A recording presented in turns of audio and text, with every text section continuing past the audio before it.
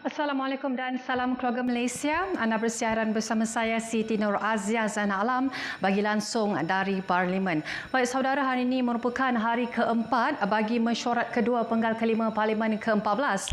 Dan sebelum kita ke aturan urusan mesyuarat hari ini, kita lihat kembali tentang beberapa isu yang telah dibangkitkan semalam dan antaranya adalah rang undang-undang RUU anti gangguan seksual diluluskan di Dewan Rakyat semalam dan RUU yang usaha pengubalannya bermula pada tahun 2011 itu diluluskan dengan pindaan selepas lebih 20 pembahas mengambil bahagian dalam sesi perbahasan sejak Selasa lalu. Dan ketika sesi penggulungan, Menteri Pembangunan Wanita, Keluarga dan Masyarakat Datuk Seri Rina Harun berkata RUU ini tidak bertujuan untuk menghukum namun untuk memberi kesedaran pendidikan bahawa gangguan seksual tidak sepatutnya dinormalisasikan. Dan antara isu lain yang dibentangkan adalah seramai 1,149,608 warga asing bekerja di semua sektor formal dan juga informal dalam negara berdasarkan statistik PAS Lawatan Kerja Sementara Jabatan Imigresen sehingga 30 Jun ini. Dan Kementerian Sumber Manusia dalam jawapan bertulis yang disiarkan di laman sesawang Parlimen memaklumkan terdapat 6 sektor formal yang dibenarkan iaitu sektor perkilangan, pembinaan, perladangan, perkhidmatan, pertanian, perlombongan dan satu sektor informal iaitu pembantu rumah asing. Dan juga terdapat 21,302,839 unit kenderaan persendirian di Malaysia yang berusia lebih 10 tahun.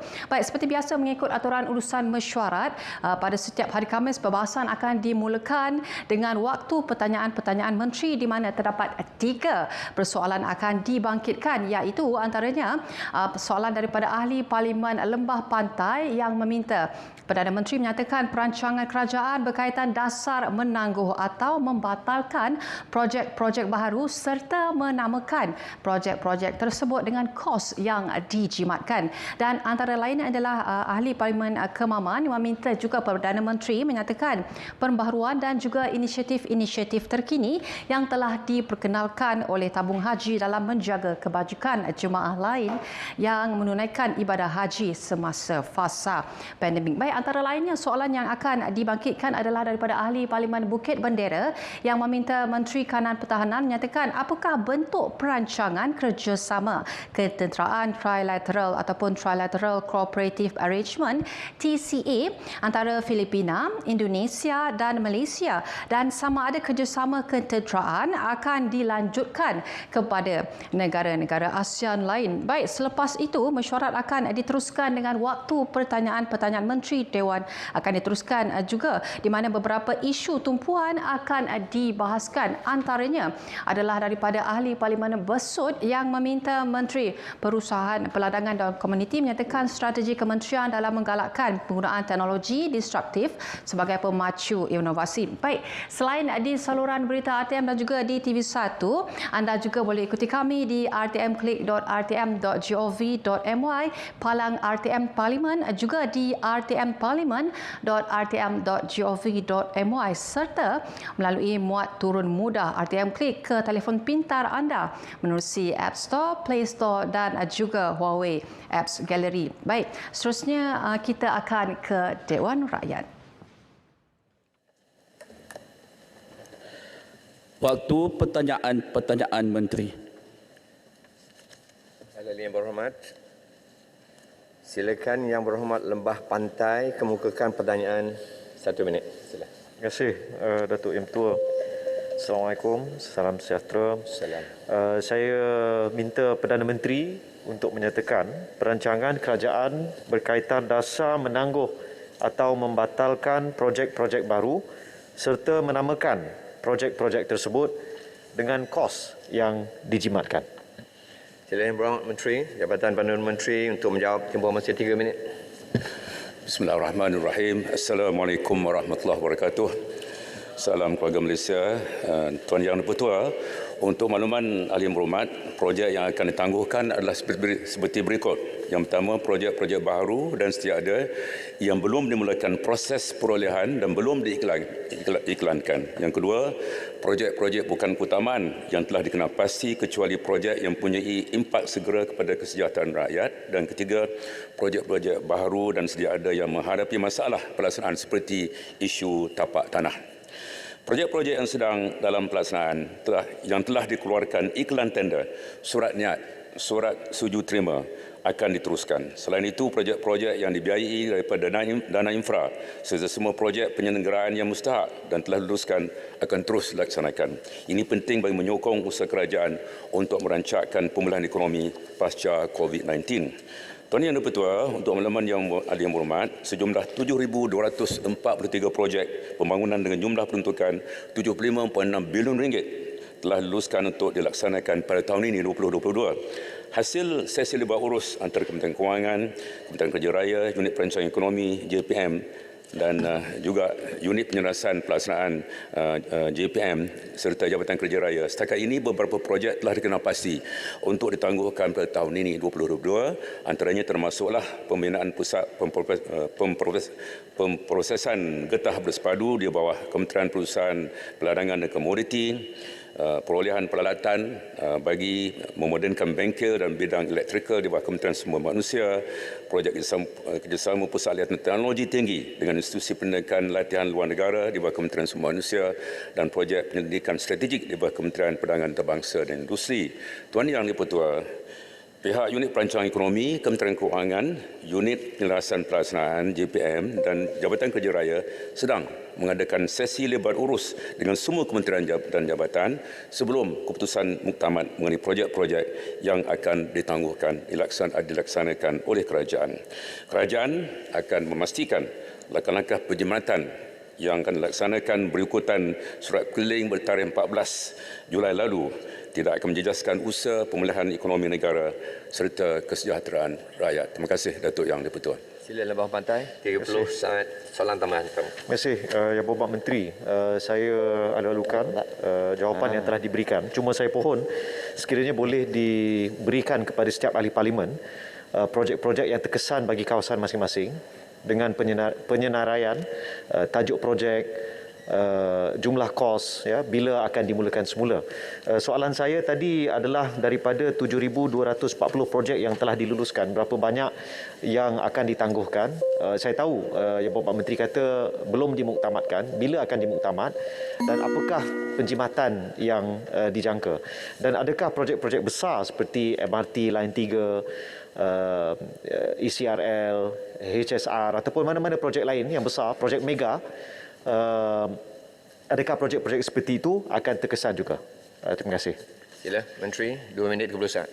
Terima kasih Lembah Pantai, terima kasih Datuk Yang di-Pertua.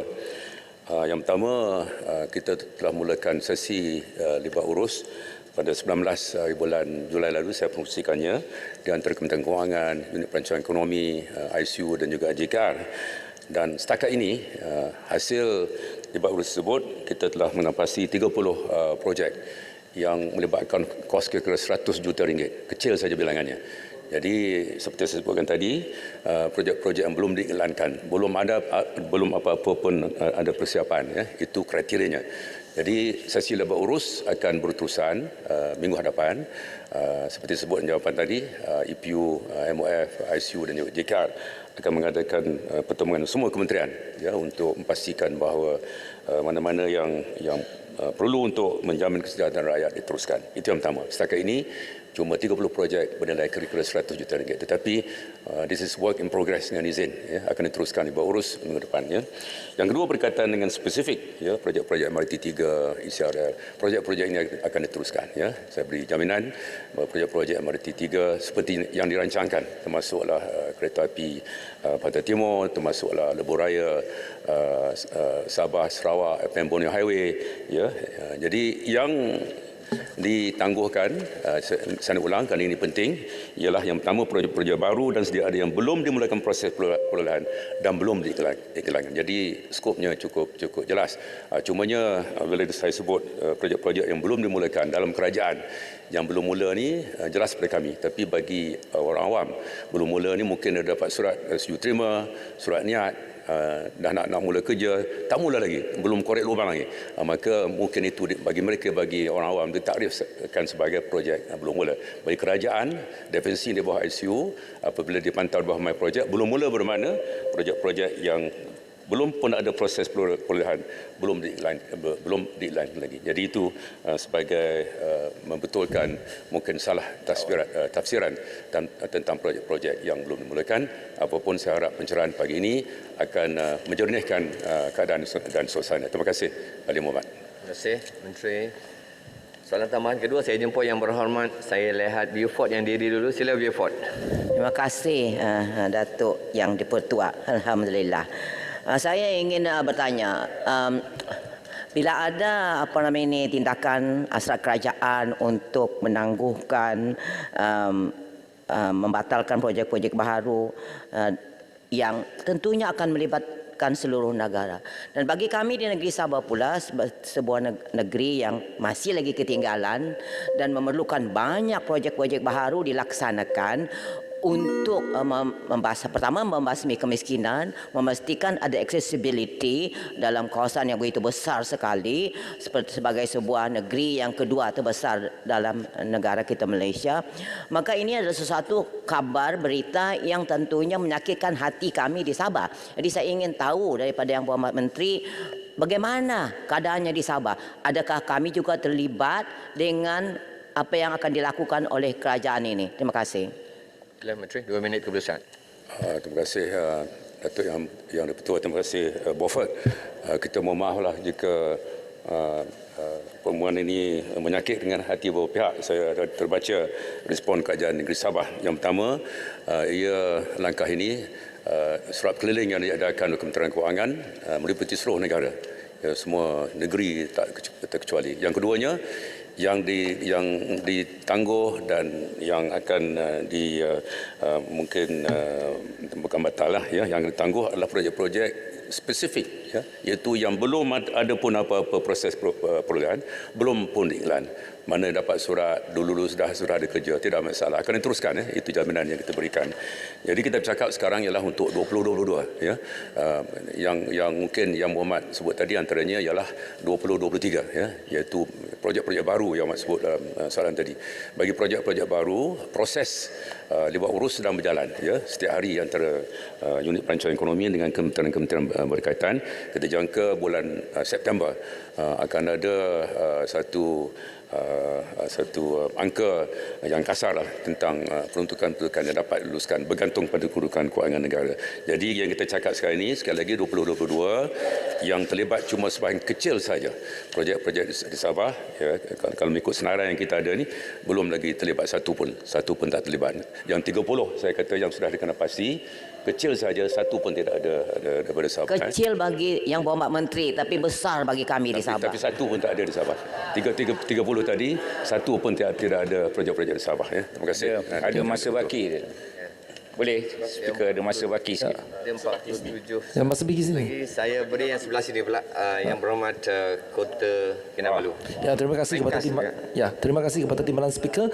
Saya boleh kita dapatkan satu komitmen daripada Kerajaan Persekutuan di mana ke-6 negeri yang dikatakan termiskin di Malaysia ini seperti Sabah, Sarawak, Terengganu, Kelantan, Kedah ini dikeluarkan daripada sebarang projek-projek yang akan terhenti kerana memandangkan kesemua negeri ini memerlukan catch up yang supaya kita boleh mencapai tahap kemajuan yang setara dengan negeri-negeri lain mengikut falsafah kemakmuran bersama. Terima kasih Kota Kinabalu. Sila Menteri. Terima kasih Datuk Yang Dipertua. Terima kasih Kota Kinabalu. Komitmen kerajaan seperti yang dinyatakan oleh Yang Berhormat Perdana Menteri semasa membentangkan RMK12 Dewan Yang Mulia ini 27 September lalu ialah 50% daripada jumlah peruntukan pembangunan adalah untuk negeri-negeri yang kurang maju, iaitu Sabah, Sarawak, Kelantan, Terengganu, Kedah dan Perlis. Itu janji kerajaan Perdana Menteri dalam Dewan ini 27 September yang lalu. Maka itu adalah janji kerajaan. Yang keduanya berkaitan dengan perkara yang kita bincang hari ini, kita bercakap tentang projek-projek yang nak ditangguh dan skopnya sudah pun kita jelaskan, iaitu yang belum pun ada, belum dimula apa-apa kerja. Jadi menasabahlah ditangguh. Kalau nak buat pun tak boleh buat kerana belum iklan, belum ada desain, tapak tak ada. Jadi daripada kita teruskan ada butiran dalam projek itu, maka elok kita tangguhkan tahun depan mungkin, supaya penjambatan itu boleh digunakan untuk membiayai sebahagian daripada peningkatan subsidi, ya, yang lebih daripada 40 bilion peningkatan daripada 30 bilion yang dimasukkan dalam anggaran belanjawan naik kepada 77 bilion peningkatan yang amat ketara.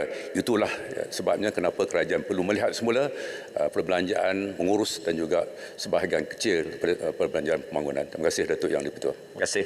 Pertanyaan Menteri seterusnya saya ingin menjemput Yang Berhormat Tuan Cik Elias bin Hamid Kemaman. Terima kasih Datuk Yang di-Pertua. Soalan Kemaman minta Perdana Menteri menyatakan pembaharuan dan inisiatif-inisiatif terkini yang telah diperkenalkan oleh tabung haji dalam menjaga kebajikan jemaah haji yang menunaikan ibadat haji semasa fasa endemik. Terima kasih. Sila Menteri di Jabatan Perdana Menteri, 3 minit. Assalamualaikum warahmatullahi wabarakatuh. Terima kasih kepada Tuan Speaker. Tabung haji amat mengambil berat mengenai kebajikan jamaah haji bagi memastikan mereka berada di dalam keadaan yang sihat ketika menunaikan ibadah haji. Justru itu kerjasama yang erat terutamanya dengan Kementerian Kesihatan diberikan perhatian yang lebih. Antaranya ialah ketika kita menghantar jamaah haji waktu endemik ini, yang pertama kita mengekalkan bilangan petugas haji rombongan perubatan Malaysia yang tinggi walaupun kuota rasmi haji dikurangkan pada tahun ini. Yang kedua, mematuhi sepenuhnya syarat kelayakan pemilihan bakal haji yang ditetapkan oleh Kerajaan Arab Saudi, iaitu umur tidak melebihi 65 tahun, sihat tubuh badan, lengkap vaksinasi COVID-19 serta ujian PCR negatif sebelum bertolak ke Tanah Suci. Yang ketiga ialah kriteria lebih ketat diguna pakai di mana bakal haji mempunyai penyakit kronik yang obes yang dikenal pasti sebagai berisiko tinggi dan tidak lulus peperiksaan kesihatan. Yang keempat ialah pematuhan kepada tata cara penjagaan kebersihan dan kesihatan diri melalui penggunaan pelitup muka serta hand sanitizer serta mengelak kawasan yang sempit dan bersesak. Yang kelima, pengesanan bakal haji yang bergejala melalui lawatan ke bilik-bilik penginapan oleh unit kesihatan awam rombongan perubatan Malaysia. Dan yang keenamnya, prosedur operasi standard bagi rombongan perubatan Malaysia dalam perawatan penyakit berjangkit termasuk penggunaan 2 buah ambulan yang khusus untuk COVID-19. Tuan Yang di-Pertua, selain daripada itu juga kita menyediakan beberapa kemudahan-kemudahan yang baru, iaitu yang pertamanya ialah aplikasi tijari untuk menawarkan kepada jamaah haji kemudahan urusan bayaran dam dan korban secara atas talian, menjadikan jamaah haji tidak perlu lagi untuk beratur dengan menunggu giliran di kaunter tabung haji. Yang kedua, aplikasi e-bimbingan. Para jamaah haji boleh mengulang kaji ilmu ibadah umrah dan haji serta boleh merujuk hukum hakam yang berkaitan ibadah umrah dan haji.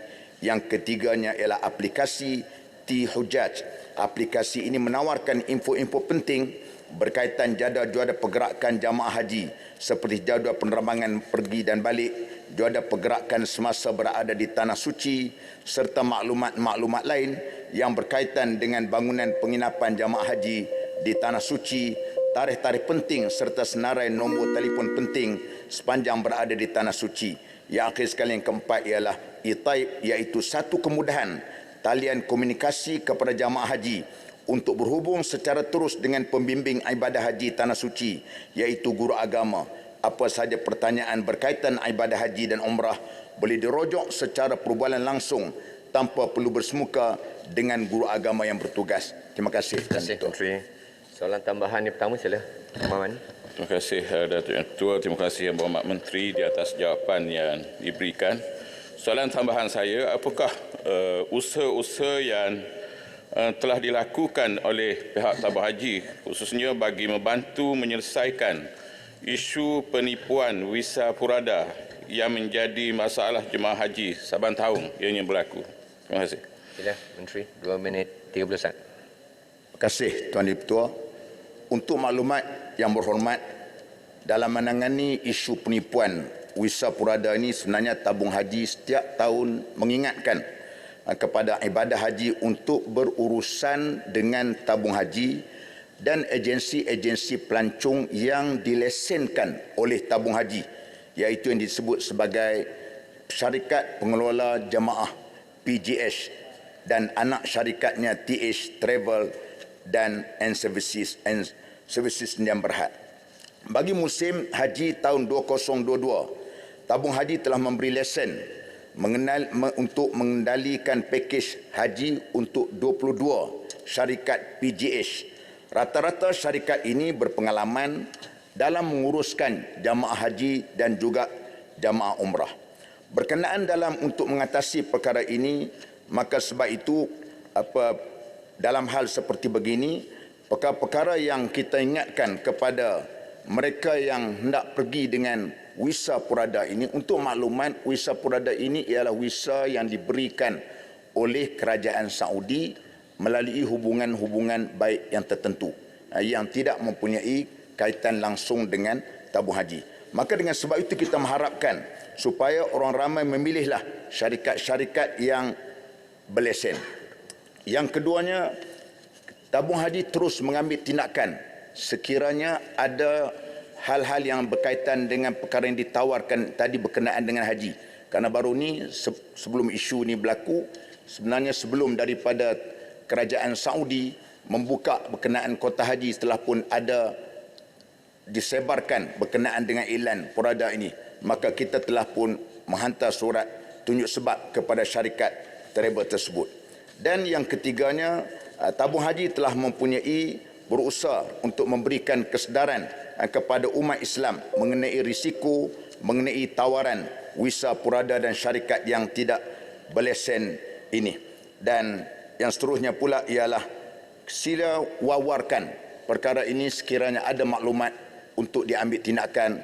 Yang seterusnya ialah kita mengharapkan report polis dibuat terutama kepada mereka yang terlibat ataupun yang terkena dengan syarikat-syarikat yang menipu ini. Terima kasih. Terima kasih Menteri. Soalan tambahan kedua saya jumpa Yang Berhormat Pasir Gudang. Terima kasih Datuk Speaker. Yang Berhormat Menteri, soalan saya ada kaitan dengan jawapan Yang Berhormat Menteri sebentar tadi.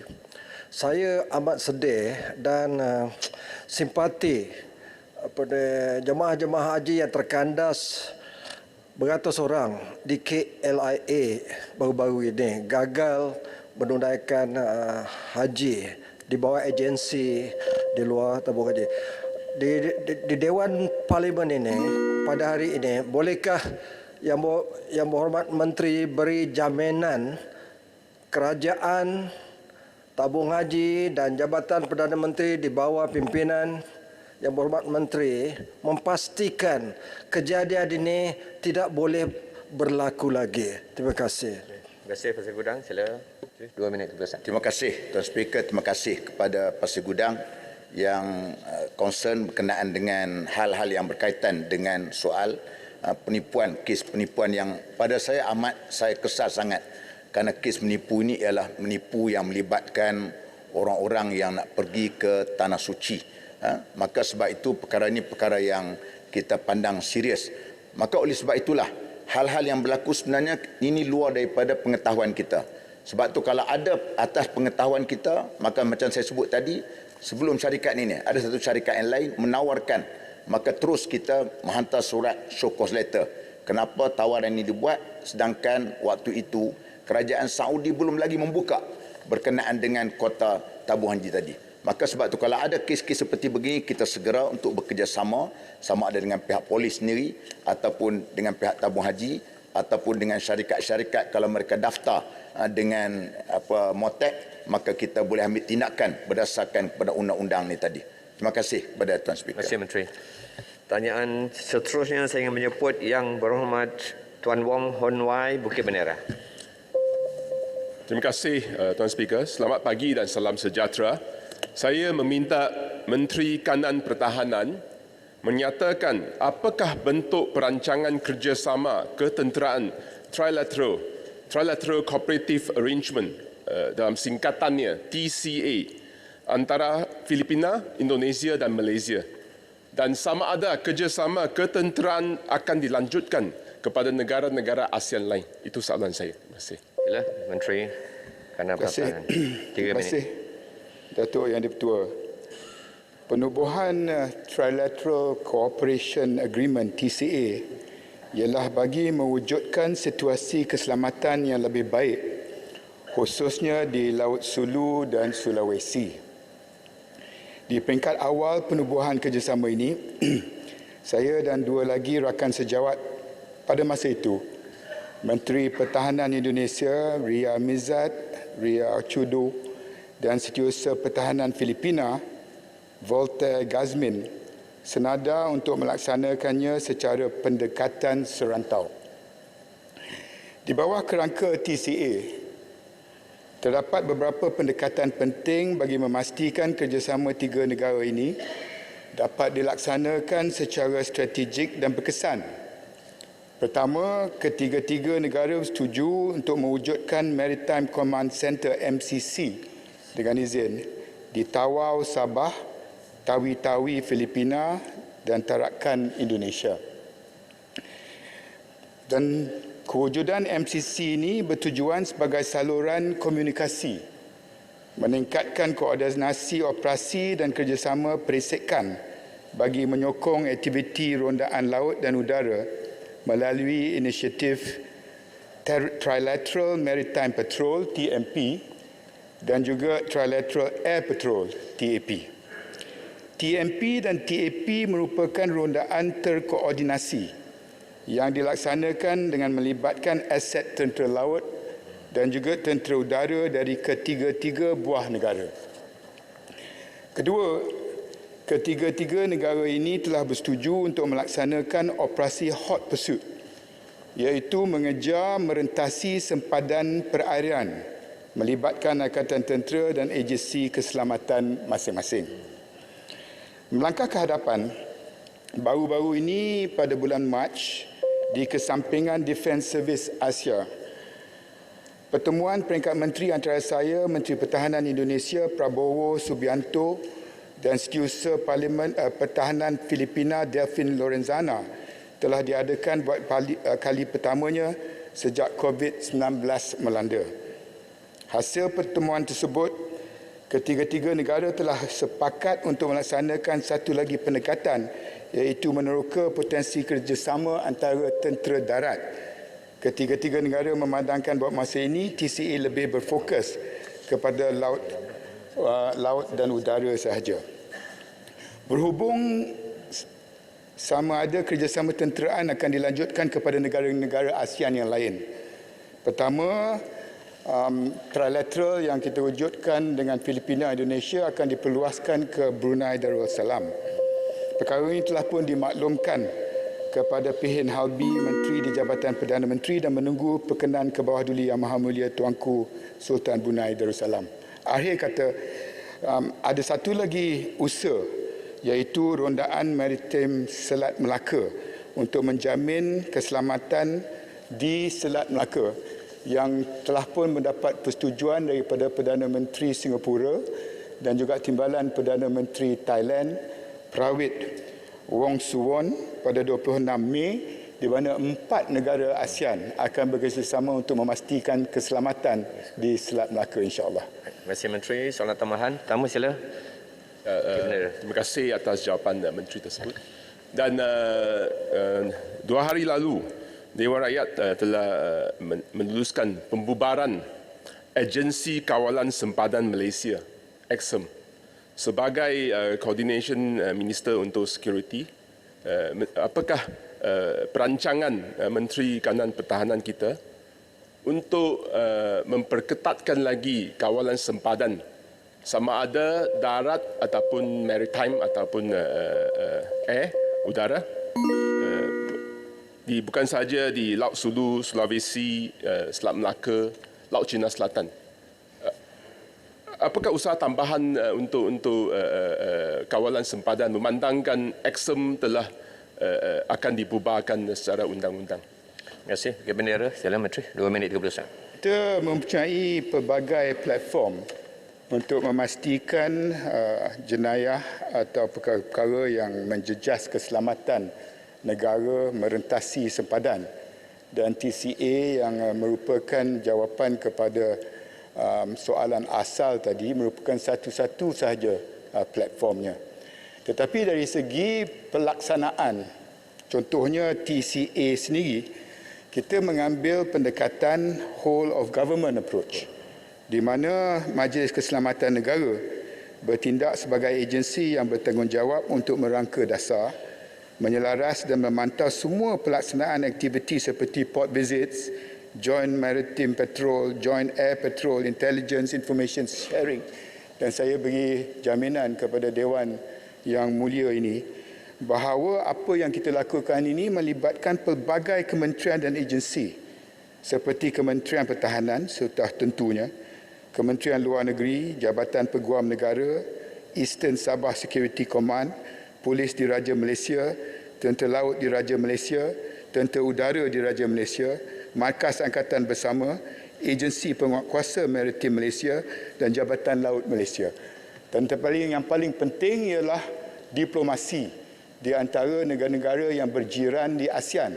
Kalau sekiranya kita dapat perkukuhkan platform seperti TCA dan Malacca Straits Patrol, ini akan membantukan tidak ada perkara-perkara yang boleh menjejaskan keselamatan bukan sahaja negara kita tetapi di negara jiran. Dan apa yang kita lakukan melalui diplomasi pertahanan, ianya ada hubung kait dengan usaha kita supaya apa yang kita pantau di sempadan-sempadan kita ni dapat setakat mana yang kita mampu jamin dan juga sekat aktiviti-aktiviti yang tak diingini. Perkara-perkara sebegini merupakan sesuatu yang bukan baru sekarang, dan pada masa COVID dulu mungkin ianya tak menular sangat. Tapi saya tahu dan saya sedang pantau bersama-sama dengan Mendef dan ATM dengan pembukaan sempadan melalui fasa endemik kita ni, apa gerakan-gerakan pihak-pihak yang tidak diingini ini, insya-Allah. Terima kasih Menteri. Soalan tambahan yang kedua, saya tengok ada 3 YB beri. Saya jemput yang berhormat Jerantut. Terima kasih dan Datuk Ketua Yang Pertua. Assalamualaikum warahmatullahi wabarakatuh. Saya bangun lebih Yang awal. Berhormat Menteri, saya ingin mendapat jawapan ingin Yang Berhormat Menteri menyatakan sama ada kerjasama pertahanan ketiga negara di bawah platform TCA ini turut melibatkan agensi-agensi keselamatan yang lain dalam negara kita selaras dengan konsep whole of government yang digariskan dalam kertas putih kerajaan. Terima kasih Pertahanan. Terima kasih. Tok Sebelum. Sila Menteri, 2 minit 30 saat. Terima kasih Yang Berhormat Jerantut. Sememangnya yang ada kaitan juga jawapan saya kepada soalan tambahan pertama tadi, di mana whole of government approach yang saya jawab tadi berhubung kait dengan tindakan kita yang merentasi kementerian dan agensi di negara kita. Tetapi baru-baru ini pada 28 hari bulan Mac, kita telah pun berbincang di peringkat menteri-menteri pertahanan cara bagaimana kita dapat perluaskan TCA ini kepada agensi-agensi dan kementerian-kementerian di negara-negara yang terlibat dan agensi-agensi mereka yang ada kepentingan dan tanggungjawab untuk melihat bagaimana ianya dapat ditangani. Maksud saya bahawa persetujuan di antara menteri-menteri, 3 menteri ini dan insya-Allah termasuk juga Brunei, saya harap bahawa agensi-agensi yang mungkin tidak berada di bawah Kementerian Pertahanan juga dilibatkan secara langsung. Contohnya agensi dan perisikan di bawah Kementerian Dalam Negeri dan juga perisikan ketenteraan di bawah MINDEF dilibatkan dengan research. Kita libatkan custom, immigration dan juga agensi-agensi lain ini perlu mendapat kerjasama dan juga perancangan yang boleh kita perluaskan di peringkat menteri, peringkat command centers yang telah saya maksudkan dalam jawapan asal saya, tetapi juga di antara agensi-agensi dan kementerian-kementerian yang ada kepentingan di 3 negara dan insya-Allah 4 dengan Brunei di negara masing-masing. Jadi itu merupakan the way forward, di mana the whole of government approach bukan sahaja government kita, tetapi kita harap dengan apa yang kita telah rintis ini dapat diperluaskan kepada whole of government approach kepada keempat-empat negara yang menjadi anggota kepada TCA yang disebutkan tadi, insya-Allah. Terima kasih. Pak ada masa sikit lagi 8 saat. Sedikit soalan ringkas. Sila. Ya, masalah kita Datuk Menteri Pertahanan ialah penyeludupan yang merugikan negara ratusan juta kalau tidak bilion, dan kita tahu bahawa kecekapan agensi-agensi kita itu di tahap yang maksima. Bagaimana peranan tentera untuk membantu mengurangkan penyeludupan, sebagai contoh Selatan Thailand, minyak masak dan macam-macam. Bagaimana peranan tentera ke arah itu? Terima kasih Puan. Sila. Ini tidak ada kaitan dengan soalan asal, di mana kita melihat kepada isu keselamatan dan pertahanan serantau. Tetapi penyeludupan dan apa yang berlaku merentasi sempadan, saya nak beri jaminan bahawa MINDEF dan ATM bekerjasama rapat dengan KDN dan PDRM kerana kuasa untuk membenteras aktiviti sebegini berada di atas bahu agensi-agensi di bawah KDN, custom dan immigration, pihak polis. Tetapi kita di ATM sentiasa bekerjasama rapat. Kalau perlu bantuan daripada kita, saya rasa mereka tak teragak-agak untuk maklumkan kepada kita. Keduanya, cara untuk mengkoordinasi usaha ini, saya rasa juga dilihat oleh Majlis Keselamatan Negara yang dipengerusikan oleh Yang Amat Berhormat Perdana Menteri sendiri, dianggotai oleh menteri-menteri yang berkaitan, dan apa yang dibangkitkan oleh Yang Berhormat Pontian tadi, saya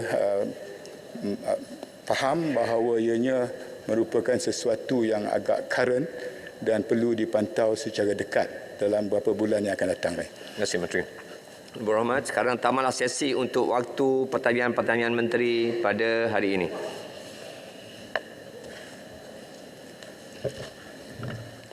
Pertanyaan-pertanyaan bagi jawab lisan. Saya jemput Yang Berhormat Tan Sri Haji Idris bin Jusoh Besut. Soalan saya nombor 1. Sila Menteri Perusahaan Peladangan dan Komoditi untuk menjawabnya atau timbalannya. 3 minit. Selamat pagi dan salam sejahtera. Terima kasih saya ucapkan kepada Yang Berhormat Besut dan tahniah juga atas penerimaan gelaran Tan Sri baru-baru ini. Yang Berhormat Besut memang selalu bertanya mengenai industri sawit, di mana beliau amat prihatin mengenai industri ini, dan saya ucapkan terima kasih. Tuan Yang Dipertua, Kementerian Perusahaan Peladangan dan Komoditi mengambil maklum bahawa kos penggunaan teknologi disruptif masih tinggi dan tidak ramai pemain industri sawit mampu menggunakannya dan menjadi kekangan apabila melibatkan kos tambahan yang tinggi. Namun begitu, kerajaan sentiasa berusaha menggalakkan penggunaan teknologi disruptif kepada industri sawit melalui penganjuran seminar ataupun latihan seperti seminar Transfer of Technology ataupun TOT, Labour and Mechanization in Plantation yang dikenali sebagai LAMP, dan juga MPOB International Palm Oil Congress and Exhibition, PPOC, dan pelbagai lagi anjuran Kementerian Perusahaan Peladangan dan Komoditi dan MPOB pada setiap tahun. Dan kerajaan juga mewujudkan Mechanization and Automation Research Consortium of Oil Palm ataupun MARCOP pada tahun 2021 bagi mengenal pasti dan merancang dan melaksana strategi mekanisasi dan otomasi peladangan sawit serta pembiayaan pembangunan teknologi penuaian yang bersesuaian. MARCOP juga bertujuan untuk mengatasi isu berkenaan kekurangan tenaga buruh di dalam sektor peladangan sawit yang telah memberi impak kepada industri peladangan sawit negara kita. Pelaksanaan MARCOP adalah melalui penglibatan pihak industri dan disokong oleh kementerian dan juga agensi kerajaan. Melalui Lembaga Minyak Sawit Malaysia ataupun MPOB, pelbagai kajian teknologi penuaian telah dan sedang dilaksanakan dengan kerjasama pelbagai pihak industri dan beberapa agensi penyelidikan di dalam negara. Oleh yang demikian, usaha kajian dan pembangunan terhadap teknologi termaju termasuk komponen revolusi industri 4.0 ataupun IR 4.0 sedang giat diusahakan oleh banyak pihak bagi memastikan penuaian pokok sawit tinggi dapat dihasilkan dan berdaya maju untuk diterima oleh industri peladangan sawit negara. Sekian, terima kasih. Soalan pertama. Besut. Terima kasih kepada kementerian di atas tindakan telah dibuat untuk menggalakkan penggunaan teknologi disruptif dalam industri sawit. Sekarang kita lihat isu yang utama dalam peladangan antaranya ialah isu buruh. Apakah usaha-usaha yang sedang dilaksanakan oleh kementerian untuk menggalakkan penggunaan mekanisasi di sektor peladangan, saya katakan tadi, terutamanya untuk mengurangkan isu buruh masa kini? Sila, Timbalan Menteri, 1 minit. Terima kasih Yang Mohd Besut soalan tambahan yang begitu baik dan untuk makluman semua ahli-ahli yang berhormat dan juga Tuan Yang di-Pertua, sehingga kini MPOB telah menghasilkan lebih daripada 50 R&D ataupun Research and Development mekanisasi untuk dikomersialkan bagi meningkatkan produktiviti dan juga di dalam sektor peladangan sawit. Antara mekanisasi yang telah dikomersialkan dan berjaya adalah seperti mesin menuai sawit ataupun cantas dan mesin pengangkut buah tanah segar ataupun beluga, rhino dan juga hydroporter dan juga mesin khas untuk penyelenggaraan ladang ataupun city sprayer, spreader dan juga mesin penyembur hybrid. Selain itu, bagi mengurangkan kepergantungan tenaga buruh dan aktiviti penuaian adalah dengan pengenalan mesin pemotongan kuasa elektrik yang dikenali sebagai cantas elektro, di mana cantas elektro mampu meningkatkan produktiviti sehingga 30% berbanding kaedah manual. Teknologi ini juga lebih mesra pengguna dan mudah diselenggarakan. Dan selain daripada itu, kerajaan juga telah memperkenalkan skim bantuan bagi mengurangkan kos pemilikan teknologi berkenaan, antaranya ialah seperti skim diskaun cantas, iaitu sebanyak diskaun diberikan sebanyak RM1,000 untuk satu unit cantas yang dibeli. Harga komersial bagi seunit cantas adalah antara RM6,000 ke RM7,000 dan dengan adanya sedikit diskaun, skim diskaun ini, dia dapat membantu mengurangkan bebanan pembeli-pembeli cantas elektro ini. Dan kita juga sentiasa melakukan R&D dan membangunkan produk-produk mekanisasi untuk diguna pakai. Namun begitu, saya memang akur kadang-kadang penggunaannya kosnya terlalu tinggi dan banyak yang tidak mampu untuk memilikinya. Namun begitu, kerajaan juga memberi skim diskaun untuk mengurangkan bebanan mereka. Sekian, terima kasih. Soalan tambahan kedua, sila Kota Melaka. Terima kasih Timbalan Speaker. Masalah utama dalam industri ini salah satu daripadanya ialah cukai yang terlalu tinggi. Selain daripada pengusaha perlu bayar cukai korporat, mereka perlu bayar cukai durian runtuh, perlu bayar cukai jualan di Sabah dan Sarawak, sehingga mereka perlu bayar 35% cukai. Jadi apabila cukai yang begitu tinggi perlu dibayar, sudah pasti modal sedikit saja untuk pengusaha ambil dalam R&D dan untuk pembaruan teknologi. Apakah pandangan kerajaan dan apakah jalankan kerajaan Terima kasih Ketua Melaka. Sila Timbalan Menteri. Terima kasih Yang Berhormat Kota Melaka. Saya rasa soalan ini tersalah alamat. Mungkin boleh ditujukan khas kepada pihak MOF. Kita di Kementerian MPIC memang faham di mana cukai kita sekarang ini banyak cukai yang mereka bayar, cukai durian cukai durian runtuh ataupun cukai komersial dan sebagainya, dan selain daripada itu mereka juga dikenakan levy apabila mereka mengeksport minyak sawit kita ke negara luar. Mungkin saranan peribadi saya, mungkin kerajaan boleh mempertimbangkan, sebab baru-baru ini juga kerajaan Indonesia telah mengurangkan levy di mana mereka mencadangkan untuk mengurangkan levy ekspor, dan sudah semestinya kalau mereka mengurangkan levy ekspor, harga mereka lebih kompetitif daripada apa harga yang kita akan offer kepada market dengan izin. Dengan itu saya juga boleh beri detail kepada saudara Kota Melaka, dan setakat ini saya tidak ada banyak maklumat yang saya boleh kongsi, tapi saya rasa soalan ini perlu dijawab oleh pihak Kementerian Kewangan. Terima kasih. Maksud saya, kalau itu ialah pandangan individual Timbalan Menteri, apakah pendirian kementerian Menteri? Kota Melaka, soalan saya tak menangkan. Saya nak terus kepada soalan seterusnya. Saya ingin menjemput Yang Berhormat Puan Yeo Bihin Bakri. Terima kasih. Soalan nombor 2. Sila Menteri Alam Sekitar dan Air atau Timbalannya menjawab. 3 minit. Assalamualaikum warahmatullahi wabarakatuh. Selamat pagi. Terima kasih Datuk Yang Ketua. Terima kasih Yang Berhormat Bakri di atas soalan ini. Tuan Yang Ketua, Kementerian Alam Sekitar dan Air KASA sedang melaksanakan pindaan Akta Kualiti Alam Sekeliling 1974 Akta 127 secara berfasa.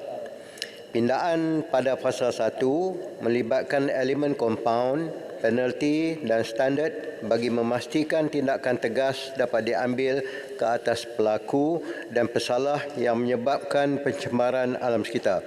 Dan pindaan bagi fasa 1 ini telah selesai disemak oleh Jabatan Peguam Negara pada 6 hari bulan Julai tahun 2022 dan dijangka akan dibentangkan di sesi Parlimen pada Oktober 2022. Dan intipati utama pindaan Akta 127 fasa 1 antara lain adalah pengukuhan Seksyen 22 itu berkaitan dengan udara, 23 berkaitan dengan bunyi, 24 tanah, 25 air, 27 pencemaran minyak di perairan Malaysia dan 29 pencemaran buangan di perairan Malaysia yang melibatkan standard pelepasan yang merujuk kepada Seksyen 21 Akta 127 dengan meminda rujukan Seksyen 21 kepada peraturan.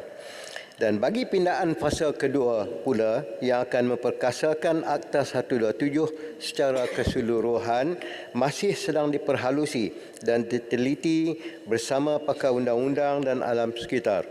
Dan berdasarkan penelitian kementerian, draft pindaan fasa 2 akan melibatkan sesi libat urus bersama pihak-pihak berkepentingan dan pemegang taruh yang berkaitan seperti agensi kerajaan, pertubuhan bukan kerajaan, pihak penggerak projek pembangunan dan pihak industri.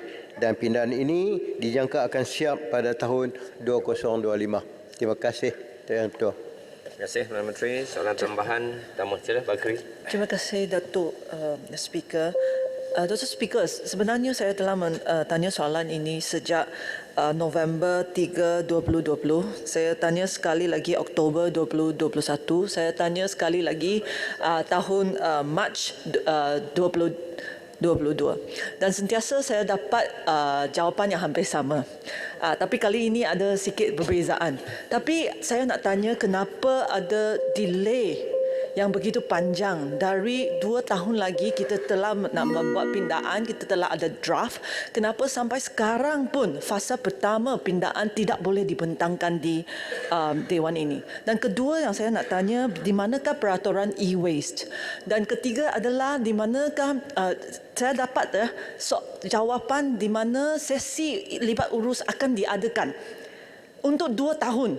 Tetapi tak ada ahli parlimen pun telah dijemput ataupun saya tak pernah pun dijemput untuk sesi libat urus untuk Akta Kualiti Alam Sekeliling. Saya nak tanya, apakah rancangan kementerian untuk mempercepatkan lagi pembentangan ini? Dan adakah kita garanti Oktober ini pindaan akan dibentangkan di parlimen? Terima kasih Bakri. Sila Timbalan Menteri 1 minit. Terima kasih Yang Berhormat Bakri.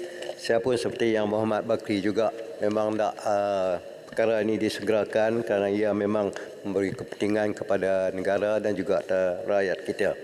Dan saya memang kita harap yang Oktober ini kita akan bentangkan sebab dahulunya tersangkut di pelbagai jawatan dan sekarang ini proses itu pun telah clear di peringkat yang pertama dan insya-Allah akan ini dan berkenaan dengan libat urus dengan ahli-ahli parlimen dan juga dengan lain-lain agensi yang terlibat dan juga stakeholder yang berkaitan dan saya percaya akan diuruskan.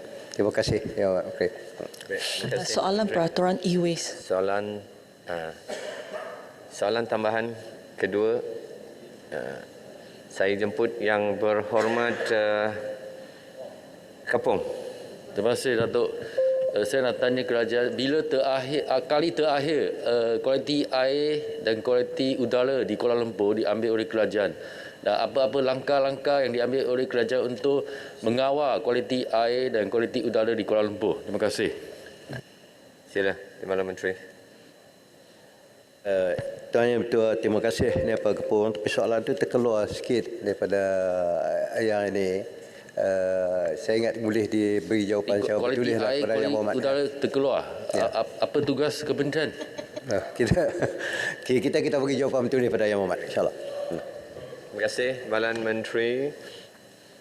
Seterusnya saya ingin menjemput Yang Berhormat Tuan Ahmad Fazli Syari Pasir Mas. Terima kasih Timbalan Ketua. Soalan saya nombor 3. Sila Menteri di Jabatan Bendahara Contoh Timbalan jawab 3 minit. Terima kasih Yang Dipertua. Terima kasih Yang Berhormat Pasir Mas. Salam keluarga Malaysia semua. Yang Dipertua, bagi kejadian bencana dalam tempoh monsun Timur Laut NTL 2021-2022, kerajaan telah menyalurkan peruntukan bantuan wang ihsan termasuk bantuan kematian kepada kerajaan negeri dan bantuan barangan keperluan asas serta bantuan pembaikan rumah keperluan rumah maksimum RM5,000 kepada pejabat pembangunan negeri di bawah unit penyelarasan pelaksanaan Jabatan Perdana Menteri untuk disampaikan kepada mangsa-mangsa yang layak. Sehingga 8 Julai 2022 Yang Berhormat, jumlah peruntukan bagi bantuan bencana yang telah disalurkan ke negeri-negeri yang terkesan bagi mangsa bencana semasa musim monsun Timur Laut adalah sebanyak RM887,887,500 ringgit. Penyaluran ini adalah bagi bantuan seperti berikut. Bantuan wang ihsan RM29,880,000.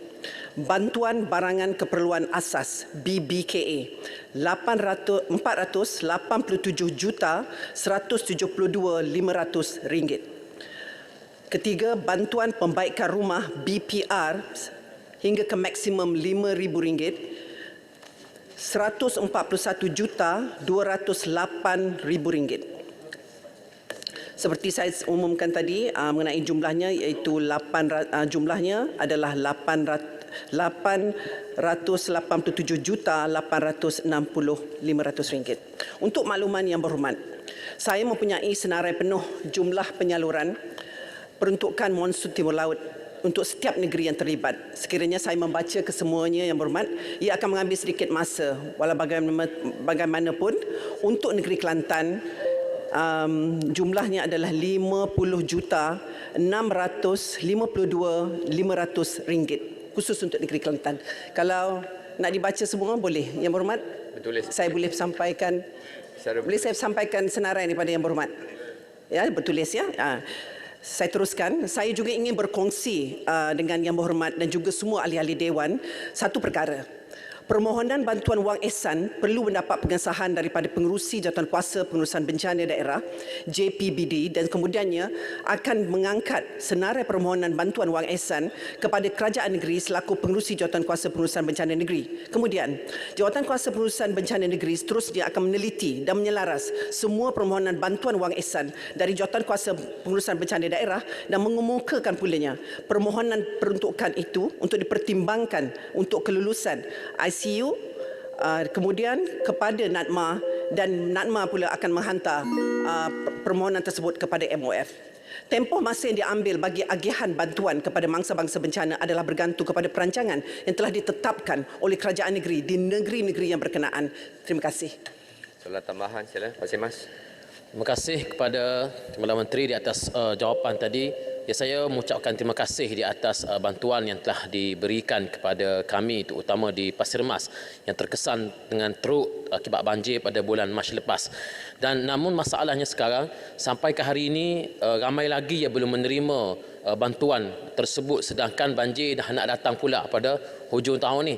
Sehingga kadang-kadang bila kita turun kita malu nak berdepan dengan orang kampung Timbalan Betul. Jadi walaupun saya faham isunya ialah isu untuk nak meneliti data satu persatu yang berpindah ke PS, alhamdulillah semuanya hampir settle, tetapi yang tidak berpindah ini isunya yang mereka yang tidak berpindah yang jumlahnya masih lagi mencecah ribuan orang. Jadi soalan saya, bilakah kerajaan meletakkan sasaran untuk menyelesaikan semua isu bantuan kepada mangsa banjir terlibat dan setakat ini berapakah, kalau saya boleh minta secara khusus data untuk Pasir Mas kalau Menteri boleh memberikan jawapan. Terima kasih. Terima kasih Mas. Sila Timbalan Menteri. Terima kasih Yang Berhormat. Terima kasih Yang Dipertua.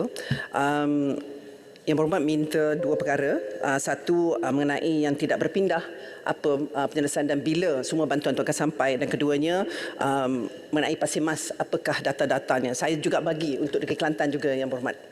Bagi Negeri Kelantan, jumlah peruntukan bagi bantuan bencana dalam tempoh MTL atau Monsun Timur Laut ini adalah RM50,652,500 seperti sebut sebelum ini, merangkumi bantuan wang ihsan, bantuan barangan keperluan asas dan juga bantuan pembaikan rumah. Bagi Negeri Kelantan, kalau dari segi peratusannya, 46% dari jumlah mangsa yang layak telah menerima bantuan wang ihsan. 95% telah menerima bantuan barangan keperluan asas dan 100% mangsa yang layak untuk menerima bantuan pembaikan rumah telah menerimanya. Pemberian bantuan MTL kepada mangsa dilaksanakan secara berfasa Yang Berhormat. Tempoh masa untuk menyelesaikan semua bantuan ini adalah bergantung kepada betapa cepatnya kita menerima semua maklumat daripada peringkat daerah, kemudian disalurkan pula pada kerajaan negeri dan terus ke pusat. Lepas itu akan dibuat pula saringan supaya tidak ada berlaku pertindihan dan juga mungkin salah fakta. Dan buat masa ini, semua penyaluran daripada MOF telah dibuat awal bulan Julai ini dan sekarang telah sampai ke peringkat negeri dan juga daerah, dan insya-Allah ia akan disampaikan kepada penerima dalam masa terdekat. Dan antara masalah-masalah Yang Berhormat saya ingin sampaikan bukan hanya untuk Yang Berhormat tapi semua sahabat-sahabat yang mengalami bencana di kawasan masing-masing. Antara masalah yang kami terima untuk pemberian bantuan wang ihsan dan bantuan kebarangan keperluan asas, Yang Tua bagi saya masa sedikit supaya saya dapat menyelesaikan permasalahan dan persoalan ini. Mengenai mengenal pasti mangsa yang layak mendapat keseluruhan atau sebahagian bantuan. Permohonan bertindih daripada ketua isi rumah yang sama. Permohonan daripada mereka yang tidak layak dan maklumat permohonannya tidak lengkap dan tidak tepat. Tidak adil sekiranya kita memberi kepada yang tidak patut menerimanya Yang Berhormat. Dan keduanya, bagi pembaikan rumah pula, peningkatan kos bahan binaan telah menjadi satu masalah. Kos baik pulih melebihi kos siling yang ditetapkan. Isu pemilikan tanah bagi pelaksanaan pembinaan baharu dan kerja baik pulih telah dilaksanakan awal oleh pemilik rumah dan justifikasi perlu dibuat terhadap kos bersesuaian yang perlu ditanggung kerajaan. Terima kasih. Terima kasih. Terima kasih Yang Betul. Soalan tambahan. Sila soalan tambahan. Sila Yang Berhormat Kuala Kedah. Ya, terima kasih Yang Betul. Terima kasih Yang Berhormat Menteri. Dengan fenomena iklim sekarang dan perubahan iklim, banyak tempat yang mengalami banjir mengalami lebih kerap banjir. Dan bukan saya lebih kerap tapi lebih teruk. Soalan saya ialah apakah peruntukan untuk kewangan untuk membantu mangsa-mangsa banjir ini telah ditingkatkan? Kalau ditingkatkan berapa peratus? Itu satu. Keduanya, apakah kita melihat kembali SOP yang kita gunakan untuk menangani, untuk membantu mangsa-mangsa banjir ini secara berkala dari masa ke masa? Sebab nampak ada perubahan patternnya, coraknya dulu dan sekarang. Terima kasih. Terima kasih Kuala Kedah. Sila Tuan Menteri, 1 minit. Terima kasih Yang Berhormat. Terima kasih Yang Dipertua. Pasal perubahan iklim yang kini sedikit sebanyak telah memberi tekanan yang baru kepada NADMA dan juga Jawatan Kuasa Bencana Daerah dan juga Jawatan Kuasa Bencana Negeri. Kami sedang melihat perkara itu secara tuntas dan cepat, tetapi dalam masa yang sama kita perlu juga lihat arahan-arahan yang kami terima yang masih belum kami tukarkan sebab mereka adalah arahan MKN 20 seperti banjir kilat misalnya yang berlaku begitu besar sekali di kawasan-kawasan bandar. Jadi kami juga Yang Amat Berhormat Perdana Menteri di atas ihsan beliau dan juga pertimbangan sifat keluarga Malaysia beliau, bantuan wang ihsan dan lain-lain bantuan yang tidak meliputi kejadian banjir kilat kerana tidak ditakrifkan di dalam arahan Majlis Keselamatan Negara nombor 20 misalnya, sekiranya kejadian memenuhi takrifan bencana, ianya boleh dipertimbangkan pemberian bantuan atas syur Jawatan Kuasa Pengurusan Bencana Negeri. Terpulang kerajaan negeri untuk mengesyorkan bahawa bencana yang timbul itu walaupun tidak meliputi walaupun ianya itu banjir kilat, tetapi disaster ataupun kesannya amat tinggi sekali, ia boleh dipertimbangkan berdasarkan impak kejadian tersebut terhadap harta benda serta keperluan mangsa untuk berpindah ke pusat pemindahan sementara. Terima kasih. Ya, itu je. Terima kasih. Terima kasih. Pertanyaan jawab seterusnya saya ingin menyebut Yang Berhormat Tuan Kesavan anak lelaki Subramaniam, Sungai Siput. Terima kasih Tuan Yang Dipertua. Soalan Sungai Siput nombor 4. Sila Menteri Kanan Pertahanan jawab 3 minit. Terima kasih Datuk Yang Dipertua. Seperti yang saya selalu tekankan, agenda membela kebajikan anggota ATM, warga awam MNDEF dan juga veteran ATM serta ahli keluarga mereka sentiasa menjadi keutamaan. Kementerian apatah lagi dalam soal kediaman ini bagi kita di MNDEF merupakan sesuatu yang dekat di hati saya sendiri dan juga Yang Amat Berhormat Perdana Menteri. Sebab itulah usaha menambah baik aspek perumahan warga pertahanan tidak pernah berhenti. Untuk pengetahuan ahli-ahli yang berhormat, blueprint perumahan ini dimulakan pada 2017 yang dicadangkan oleh saya sendiri. Kemudiannya ia berkesinambungan dan diteruskan pada blueprint perumahan 2.0 pada tahun 2019. Dan kini ia ditambah baik kepada blueprint perumahan 3.0 yang baru dilancarkan pada 13 hari bulan minggu lalu. Alhamdulillah, suka untuk saya kongsikan menerusi blueprint perumahan 1.0 dan blueprint perumahan 2.0, kira-kira 4,200 rumah keluarga Malaysia Angkatan Tentera RKMAT telah dibina baru. Ini termasuklah RKMAT di Bukit Jalil, Pangkalan Udara Sendayan, Pangkalan Udara Subang, Kem Segamat, Kem Semonggo, Kem Pakit Sarawak, Pangkalan Udara Kuantan dan Kem Oran Perlis. Malah 552 unit RKMAT lagi dijangka siap dan boleh diduduki selewat-lewatnya pertengahan dan penghujung tahun 2022 ini. Terbaru pada minggu lalu, Yang Amat Berhormat Perdana Menteri sendiri telah merasmikan blueprint perumahan 3.0 yang mana menerusi blueprint ini, kita telah berusaha bersungguh-sungguh menambah baik dua blueprint sebelum ini dengan matlamat menjadikannya lebih holistik. Terdapat 4 program utama di bawah blueprint ini iaitu selenggara dan naik taraf, pembinaan RKMAT, rumah mampu milik dan inisiatif perumahan veteran ATM. Secara keseluruhannya di bawah program RKMAT sebanyak 12,733 unit RKMAT baru bakal dibina menerusi fasa 5 fasa bermula tahun 2023 hingga tahun 2030. Di bawah program selenggara dan naik taraf disasarkan 80% daripada 7,292 unit RKMAT yang sedia ada akan dinaik taraf, termasuk mengubah suai daripada 2 unit kepada 1 unit dan perabot lama yang rosak juga akan digantikan dengan perabot baru. Di bawah program pemilikan rumah mampu milik, di bawah inisiatif satu rumah satu anggota sasar sebanyak 6,400 unit di Kem Genting Kelang, 974 unit di Kem Waterburn dan 3,500 yang sedang dibina di Kem Sungai Besi. Terima kasih. Menteri, sila soalan tambahan ke Sungai Siput.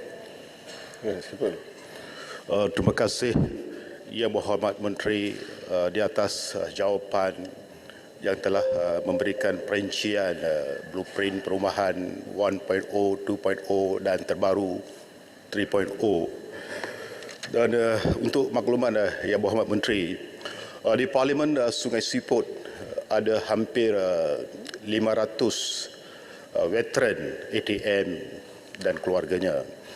Kerap kali saya turun padang ziarah mereka. Mereka meluahkan perasaan mereka, kekecewaan mereka apabila didapati hampir 65% mereka ini berada di bawah paras kemiskinan setelah tamat perkhidmatan mereka. Di antara isu-isu adalah berkenaan dengan perumahan, rumah mereka yang sudah usang, yang perlu diperbaiki dan juga pencen yang tidak selaras dan juga masalah-masalah kesihatan mereka, kebajikan mereka.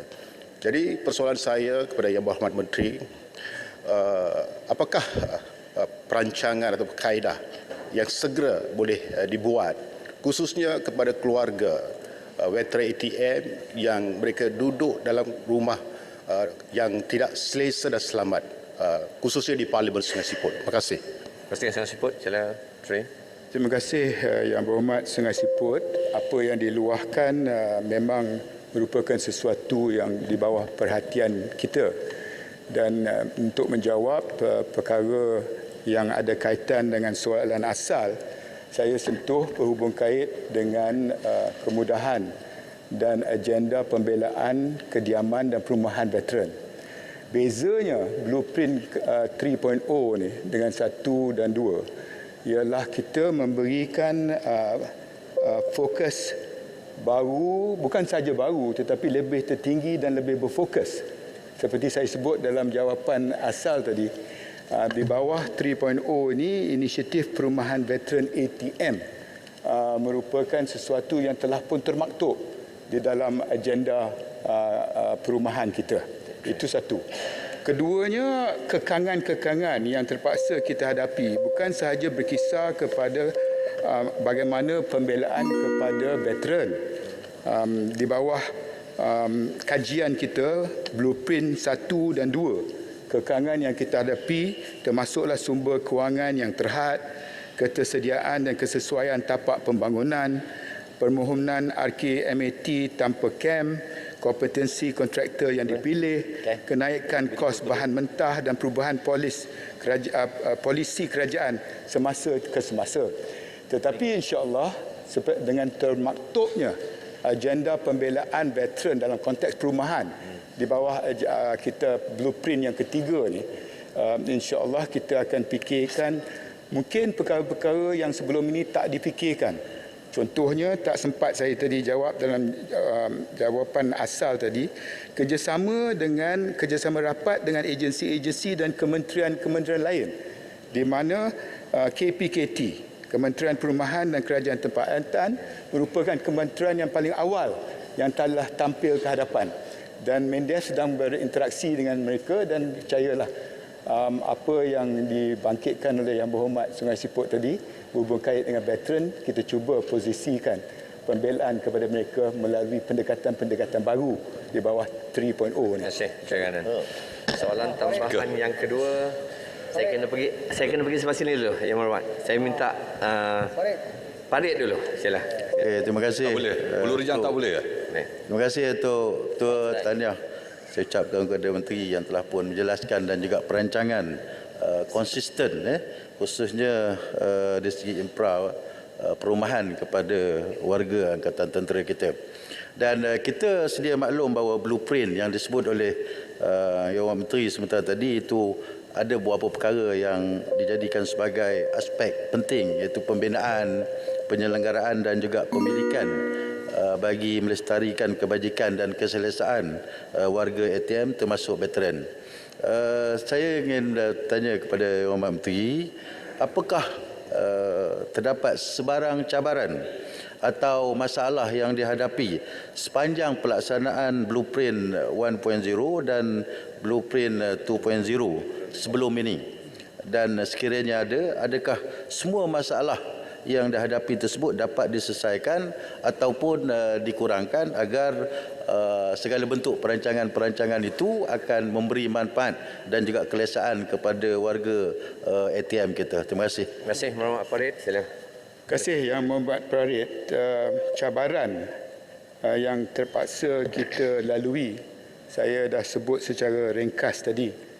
Cabaran sumber kewangan yang terhad, ketersediaan dan kesesuaian tapak pembangunan, permohonan RKMAT tanpa KEM, kompetensi kontraktor yang dipilih, kenaikan kos bahan mentah, perubahan polisi kerajaan dari semasa ke semasa. Tetapi bezanya mungkin dengan pelancaran Blueprint 3.0 kita sekarang, ada beberapa pendekatan baru yang kita cuba perkenalkan. Pertama, ia mempunyai pelan pengurusan risiko dari sudut sumber, tadbir urus, kumpulan sasar, bermakna sekiranya terdapat kekangan pada masa hadapan daripada sudut kewangan, tanah, berlakunya ketidakpatuhan kontraktor, terjadinya perubahan polisi dan pelbagai lagi bentuk risiko seperti apa yang kita lalui sebelum ini, pelan pengurusan risiko ini telah pun dikenal pasti di bawah pelan induk ketiga ini.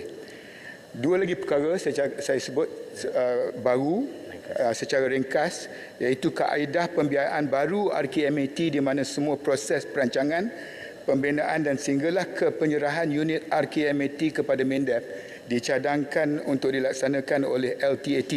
Ini sedang dirundingi. Dan akhir sekali, Blueprint Perumahan 3.0 akan melibatkan kerjasama kementerian yang lain, dan seperti saya sebut tadi, Kementerian Perumahan dan Kerajaan Tempatan yang mana KPKT telah tampil ke hadapan untuk membantu kita menjayakan dan cuba menyelesaikan kekangan-kekangan yang kita hadapi sebelum ini. Sebenarnya masa dah agak panjang, tapi saya bagi satu lagi bekas menteri tambah yang ketiga untuk sila Kota Raja. Bekas menteri maksimum 3 je. Veteran ni mustahak ni. Menteri Pertahanan pun susah nak jumpa, macam mana ni? Datuk Menteri, isu veteran ini menjadi panas apabila ucapan Pertuan Agong dalam bulan Mac yang lalu diikuti dengan demonstrasi veteran yang zaman saya pun ada, kecil tapi makin besar. Bila veteran buat demonstrasi, imej negara ni kurang baik. So nak jaga veteran ni di antara yang baik kita ambil contohlah Australia, Kanada, UK. Mereka ada special status sebab tu dia ada Majlis Angkatan Tentera. Bajet akan ada bulan Oktober ini. Datuk Menteri mohonlah bajet yang lebih dan meletakkan veteran ni status yang lain sikit daripada pesara yang lain, kerana kita tahu fungsi mereka tak perlu dihurai. Sebab ia telah menarik perhatian titah diraja. Dan bila veteran turun ke jalan raya, tak baik pada imej negara. Kita harap kerajaan ambil perhatian serius dan membuat peruntukan yang sebaik mungkin pada bajet yang akan datang. Minta Menteri beri penjelasan. Terima kasih Yang Berhormat Kota Raja. Sila. InsyaAllah mantan Menteri Pertahanan yang juga terpaksa berdepan dengan isu-isu veteran semasa dia dipertanggungjawabkan untuk memimpin Dan insya-Allah saya akan bincang dengan Yang Berhormat sendiri semasa Yang Berhormat Menhan dulu apa agaknya yang telah pun dilakukan oleh Yang Berhormat. Keduanya, isu-isu demonstrasi jalanan yang juga berlaku masa Menhan mantan kita memegang kementerian. Dan sebenarnya perkara yang dibangkitkan bukanlah satu perkara yang baru yang saya dah teliti secara dekat. Dan libat urus perjumpaan dengan stakeholder sedang berterusan. Dan kalau sekiranya cadangan Yang Berhormat tadi berkisar kepada apa mungkin kita boleh umumkan dalam bajet yang akan datang, biarlah saya berikan saya sedikit masa untuk mendengar jumlah veteran sekarang ini lebih dari 300,000 yang turun jalanan, kadang-kadang tak sampai 1,000 pun. Yang Berhormat pun tahu. Tetapi yang penting ialah untuk mencari penyelesaian yang dapat memenuhi kesemua 300,000 ahli veteran kita. Dan ini merupakan satu cabaran yang Berhormat sendiri tahu bukan merupakan satu perkara yang mudah, memerlukan sumber kewangan yang besar, tetapi komitmen kita, kesungguhan kita untuk membela veteran tak pernah pudar, insya-Allah. Bukan veteran kamu semua mau datang dekat KL, Menteri. Baik. Veteran tak ada duit naik bas, mari sini. Itu saya problem dia. Baik. Mereka tak ada duit. Kalau ada duit semua akan turun ke sini. Baik. Terima kasih Pak Nasrai. Pertanyaan jawab lisan seterusnya saya ingin menyebut Yang Berhormat Datuk Dr. Xavier Jayakumar, anak lelaki Arulanram, Kuala Langat. Soalan nombor 5. Sila Menteri Yang Berhormat Menteri Wilayah Persekutuan, ya. 3 minit. Terima kasih Yang Berhormat Speaker. Soalan yang baik daripada Kuala Langat.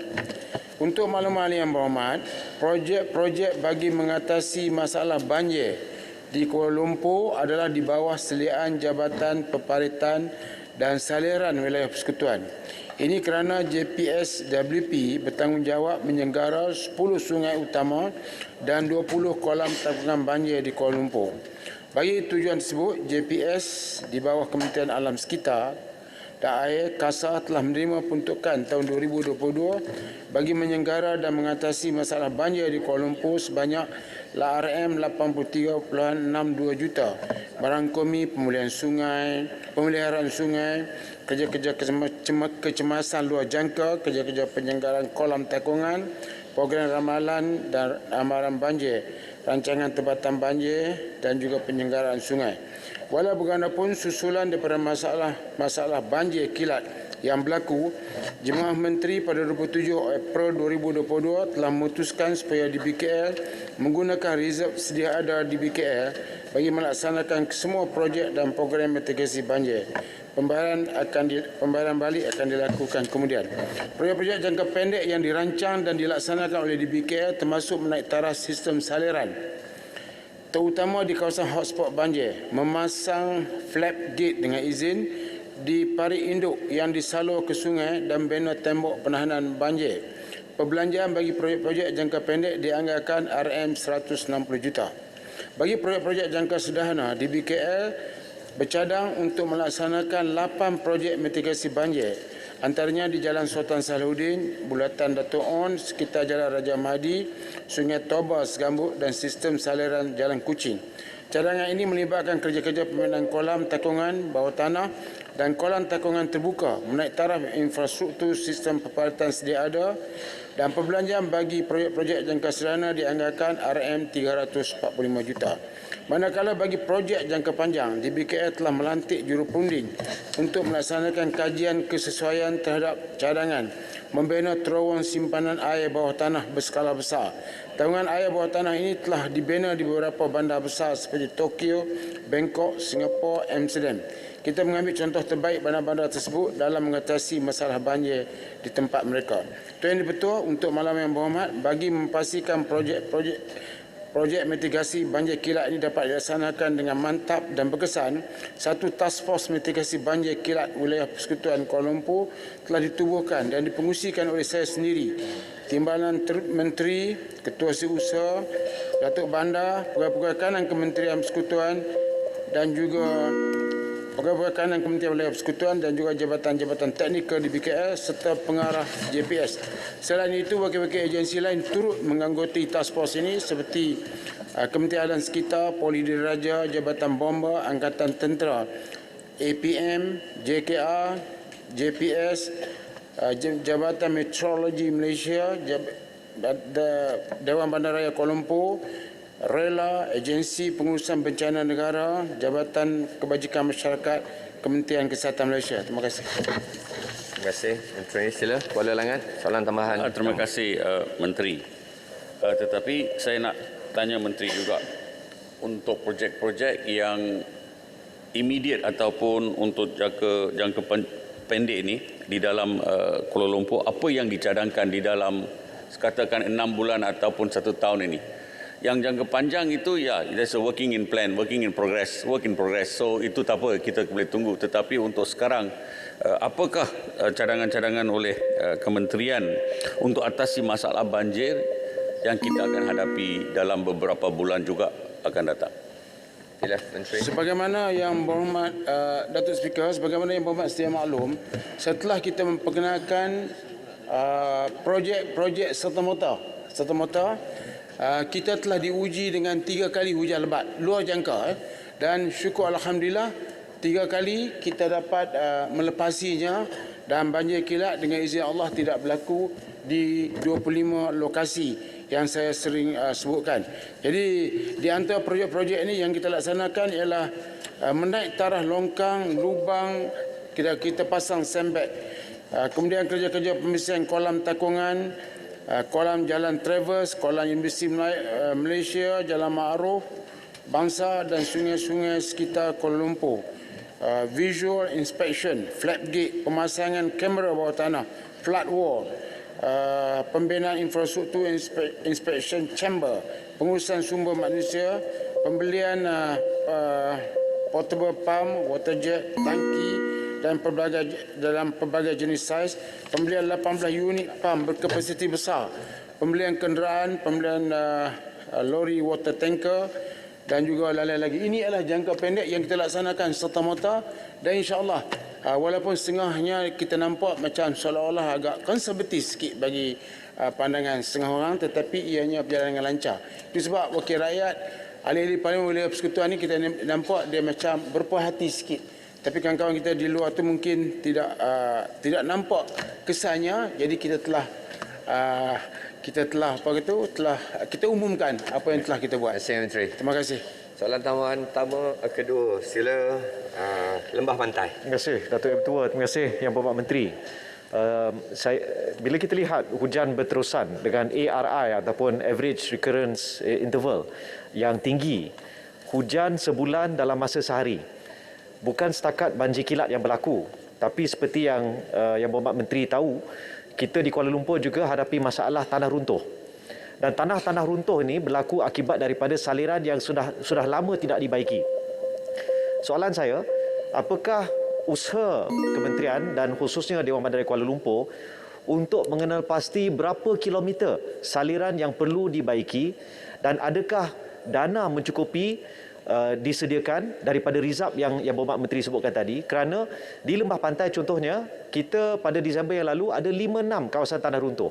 Sehingga hari ini masih ada kawasan-kawasan tanah runtuh yang tidak dibaiki akibat daripada antara lain sama ada isu bajet ataupun masalah di antara pemilik-pemilik tanah. Jadi saya pohon dan juga kalau saya boleh bagi satu cadangan, mereka yang duduk di hotspot ini, bila keadaan tak hujan, mungkin Yang Berhormat Menteri boleh minta mereka untuk buat visual inspection saliran-saliran ya yang ada di keliling mereka. Baik, untuk mereka bersihkan. Terima kasih. Yalah Menteri, 1 minit. Ya, terima kasih Yang Berhormat. Dengan bantuan Yang Berhormat dan juga kawan-kawan lain termasuk MPP ya, kita sekarang ni kita bagi perhatian kepada hotspot tu, 25 hotspot dan juga tambahan yang 6 lagi tu jadi 31. Tapi 25 ni ialah sering kali banjir ya.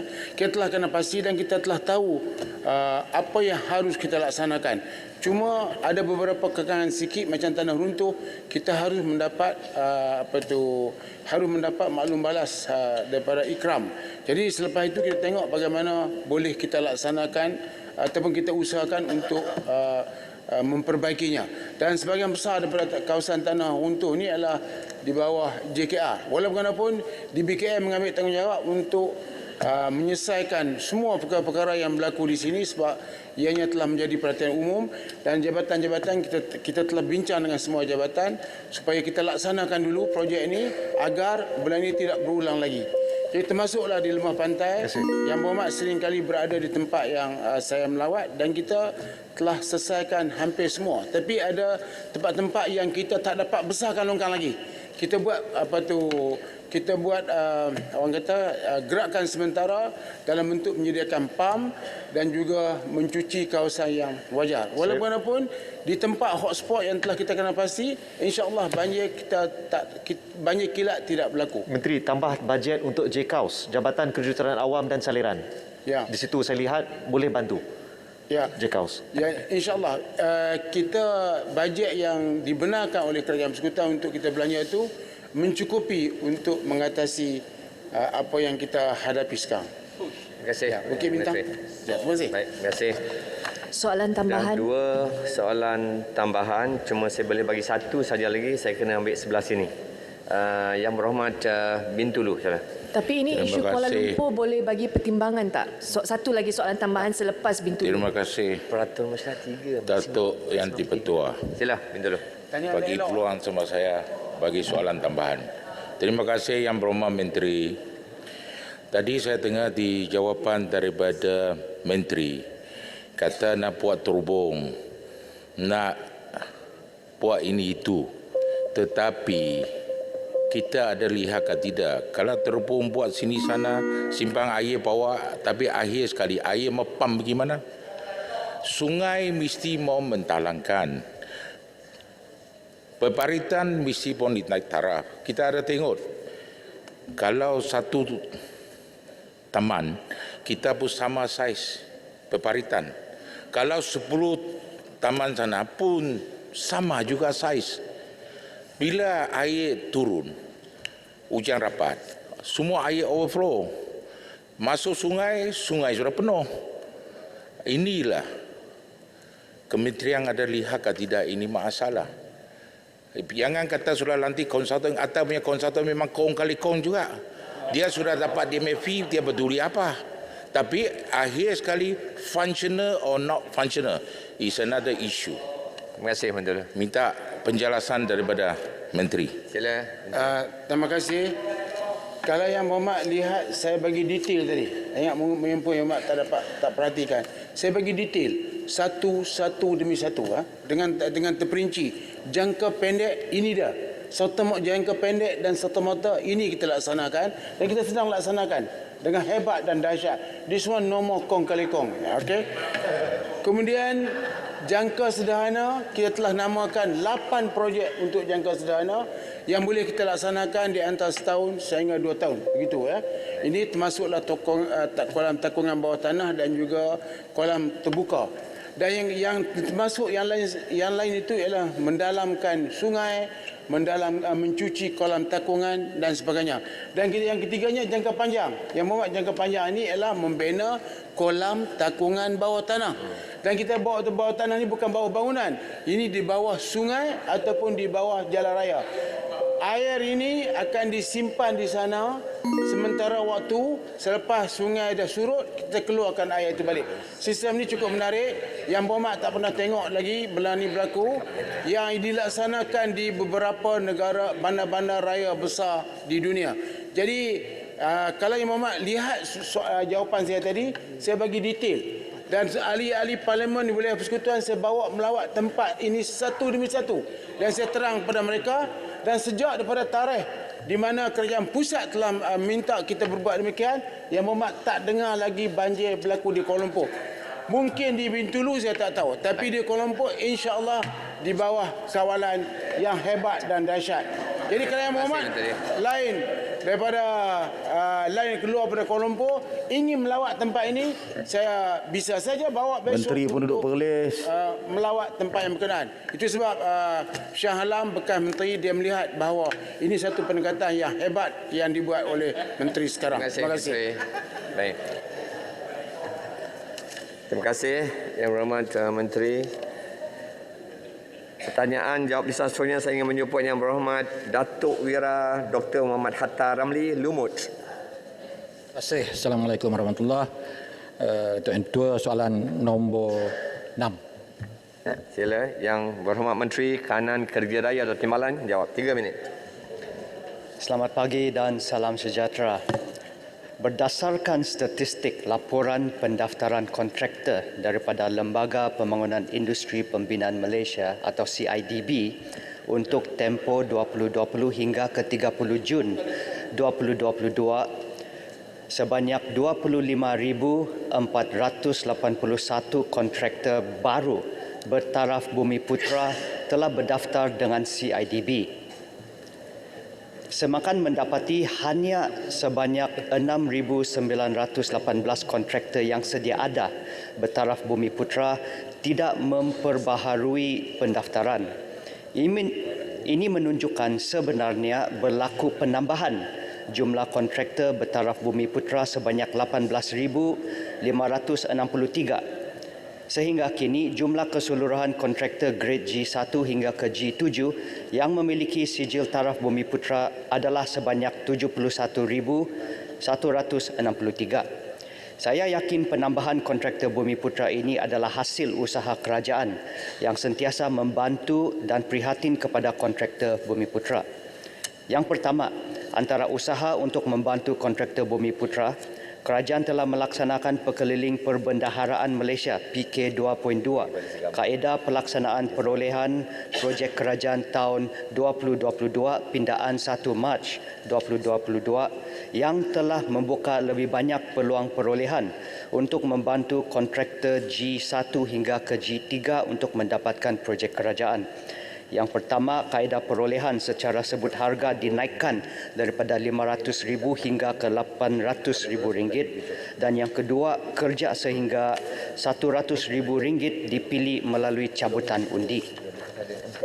Pada tahun 2021, sebanyak 1,825 kontraktor Bumi Putra G1 hingga ke G4 telah diamanahkan untuk melaksanakan kerja dengan nilai sebanyak RM4.27 bilion. Manakala bagi kontraktor Bumi Putra G5 hingga ke G7, sebanyak 2,176 kontraktor telah merekodkan pelaksanaan kerja bernilai RM3.1 bilion. Kesemua kerja ini melibatkan projek awam dan juga swasta. Kedua, sebagai langkah proaktif menangani masalah kenaikan kos harga bahan binaan, kerajaan telah bersetuju untuk melaksanakan syarat perubahan harga atau dengan izin Variation of Price VOP dalam kontrak kerja untuk memastikan projek kerajaan tidak terjejas dan dapat disiapkan mengikut jadual. Merujuk kepada Pekeliling Perbendaharaan Malaysia PK 2.4, pelaksanaan VOP dalam kontrak kerja pindaan 15 Julai 2022 dilanjutkan lagi tempoh sehingga 30 Jun 2023 dengan penambahan 11 bahan binaan. Yang ketiga, bagi memberi peluang kepada kontraktor baru serta menggalakkan penyertaan belia Bumi Putra dalam melaksanakan projek-projek berskala kecil perolehan kerajaan, CIDB telah mewujudkan accelerator program khusus kepada kontraktor belia yang baru dalam grade G1 hingga ke G4 melalui kursus peningkatan kapasiti dan on-the-job training yang mana peruntukan sebanyak RM10 juta telah disediakan.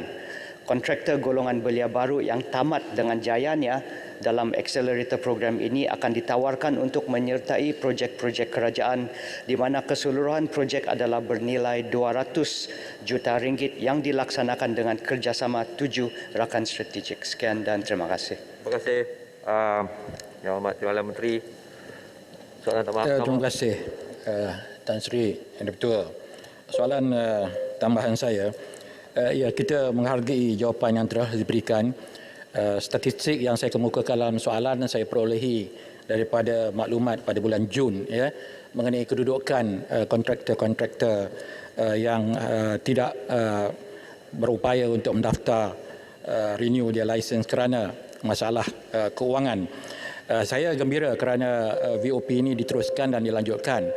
Cuma saya berpandangan dan saya harap kementerian dapat menimbang supaya bahan-bahan binaan yang diberikan VOP ini ditambah bukan sekadar 11 ditambah dengan yang asal beberapa sahaja, tetapi selengkapnya segala bahan yang diperlukan untuk membina dalam suasana hari ini harus dipertimbangkan untuk diberi VOP ini. Kalau tidak, kita jangka harga ataupun kos pembinaan akan meningkat, maka mangsanya juga adalah rakyat biasa yang terpaksa menanggung harga yang lebih mahal untuk mendapatkan bangunan-bangunan yang mereka tunggu-tunggu. Harap mohon pertimbangan Kementerian. Terima kasih. Silakan Yang Berhormat. Terima kasih Yang Berhormat Lumut. Sebenarnya itu adalah cadangan yang baik untuk dipertimbangkan. Untuk maklumat ahli-ahli yang berhormat juga, sebelum ini VOP yang dilaksanakan sebelum ini hanya termasuk 4 bahan sahaja, iaitu besi bertertulang, crush aggregate ataupun crusheran, mild steel pipe iaitu pipe air dan pipe pembentung, dan juga copper. Tetapi sejak pindaan yang terbaru ini, Yang Amat Berhormat Perdana Menteri telah memasukkan 11 bahan tambahan, iaitu 15 bahan binaan bagi kerja-kerja binaan bangunan, 7 komponen bagi kerja-kerja mekanikal dan elektrik, dan termasuk juga lanjutan pelaksanaan VOP ini sehingga ke Jun tahun hadapan. Dan untuk maklumat ahli-ahli yang berhormat juga, terdapat 2 lagi tambahan inisiatif dalam VOP yang baru ini. Yang pertama, kita juga akan membenarkan lanjutan masa ataupun EOT extension of time sehingga 6 bulan untuk projek yang telah mencapai lebih 60% kemajuan kerja, dan juga kita boleh bagi pelepasan bon pelaksanaan dan juga wang jaminan untuk projek yang juga telah melebihi ataupun mencapai 60% kemajuan siap. Sekian dan terima kasih. Silakan Jempol. Ya, terima kasih. Tuan Speaker, saya melihat jawapan daripada Menteri sebentar tadi, ia berkaitan dengan satu VOP, satu lagi soal pekerja. Kita tahu demand untuk pekerja ini terlalu tinggi, jadi orang ini minta harga yang tinggi. Jadi dalam VOP 11 yang disebutkan tadi, ianya tidak termasuk dari segi gaji untuk pekerja yang pekerja asing contohnya. Tambahan lagi kesukaran untuk kemasukan pekerja asing sampai hari ini. Jadi ini juga memberi impak kepada kenaikan harga pembinaan. Yang kedua juga ditambah dengan Menteri EPU baru-baru ini menyebut bahawa dibatalkan projek. Ini juga memberi impak kepada penggulung yang nak gulung tika kontraktor ni. Jadi apakah mana satu yang nak dipakai ni? Soal harga barang, soal pekerja dan soal kenyataan Menteri ni. Apa pandangan Menteri, penjelasan Menteri? Terima kasih. Terima kasih Yang Berhormat Jempol. Isu tentang sektor pembinaan ini yang menghadapi pelbagai cabaran akibat daripada PKP yang berpanjangan dan juga ketidakstabilan ekonomi ini telah memang memberi impak yang boleh dikatakan memberi cabaran kepada sektor pembinaan. Jadi ini dia ada beberapa faktor. Yang pertama, kenaikan harga binaan, bahan binaan yang sudah diadres oleh kerajaan melalui VOP, EOT dan sebagainya. Yang kedua adalah tentang tenaga kerja, di mana sejak daripada PKP dan juga pasca daripada COVID, sektor pembinaan kita ini dia belum lagi dapat membekalkan tenaga kerja yang mencukupi untuk sektor pembinaan kita bergerak secara optimum. Jadi baru-baru ini kerajaan telah mengumumkan bahawa kemasukan tenaga kerja ataupun pekerja asing untuk sektor pembinaan kali ini akan dikendalikan khusus oleh CIDB, iaitu lembaga yang berkaitan khusus dengan sektor pembinaan. Jadi saya yakin bahawa dalam masa yang terdekat CIDB akan mengambil langkah-langkah yang tertentu untuk memastikan bahawa kerja-kerja pembinaan di sektor pembinaan tidak akan terjejas apabila kita boleh laksanakan beberapa langkah yang akan datang untuk memastikan sektor pembinaan kita ini dapat berjalan dengan baik. Yang ketiga, Tuan Speaker, saya juga ingin jawab tentang isu projek-projek. Sebenarnya projek ini, projek pembinaan, mungkin dia berkaitan dengan pengumuman yang dibuat oleh Menteri EPU baru-baru ini. Bagi kita daripada KKR, kita akan berusaha untuk memastikan projek-projek dalam sektor pembinaan masih akan berjalan sebaik yang mungkin selaras dengan garis panduan yang telah dikeluarkan oleh EPU, sebab sektor pembinaan ini dia sangat penting untuk memastikan nilai penggandaan ekonomi kita dapat berjalan untuk usaha pemulihan ekonomi kita dapat dicapai untuk kebaikan keluarga Malaysia. Sekian dan terima kasih. Terima kasih. Ya, Speaker. Balu, ringkas ya. Okey, ini soalan tambahan yang untuk kontraktor untuk Bumi Putra yang dikatakan CIDB ini menyukarkan golongan kontraktor untuk memperbaharui lesen mereka kerana mereka terpaksa nak mengambil khusus dan lepas tu ujian. Lepas tu kalau melalui ujian gagal, terpaksa nak bayar sekali lagi untuk kadar. So kadar yuran dikatakan pun tinggi, RM300 untuk satu kelas. So kesemua kritikan ni bukan dari saya tapi dari Bersatuan Kontraktor Bumi Putra kelas F. So apakah pandangan Timbalan Menteri untuk mempermudahkan mereka untuk memperbaharui lesen mereka?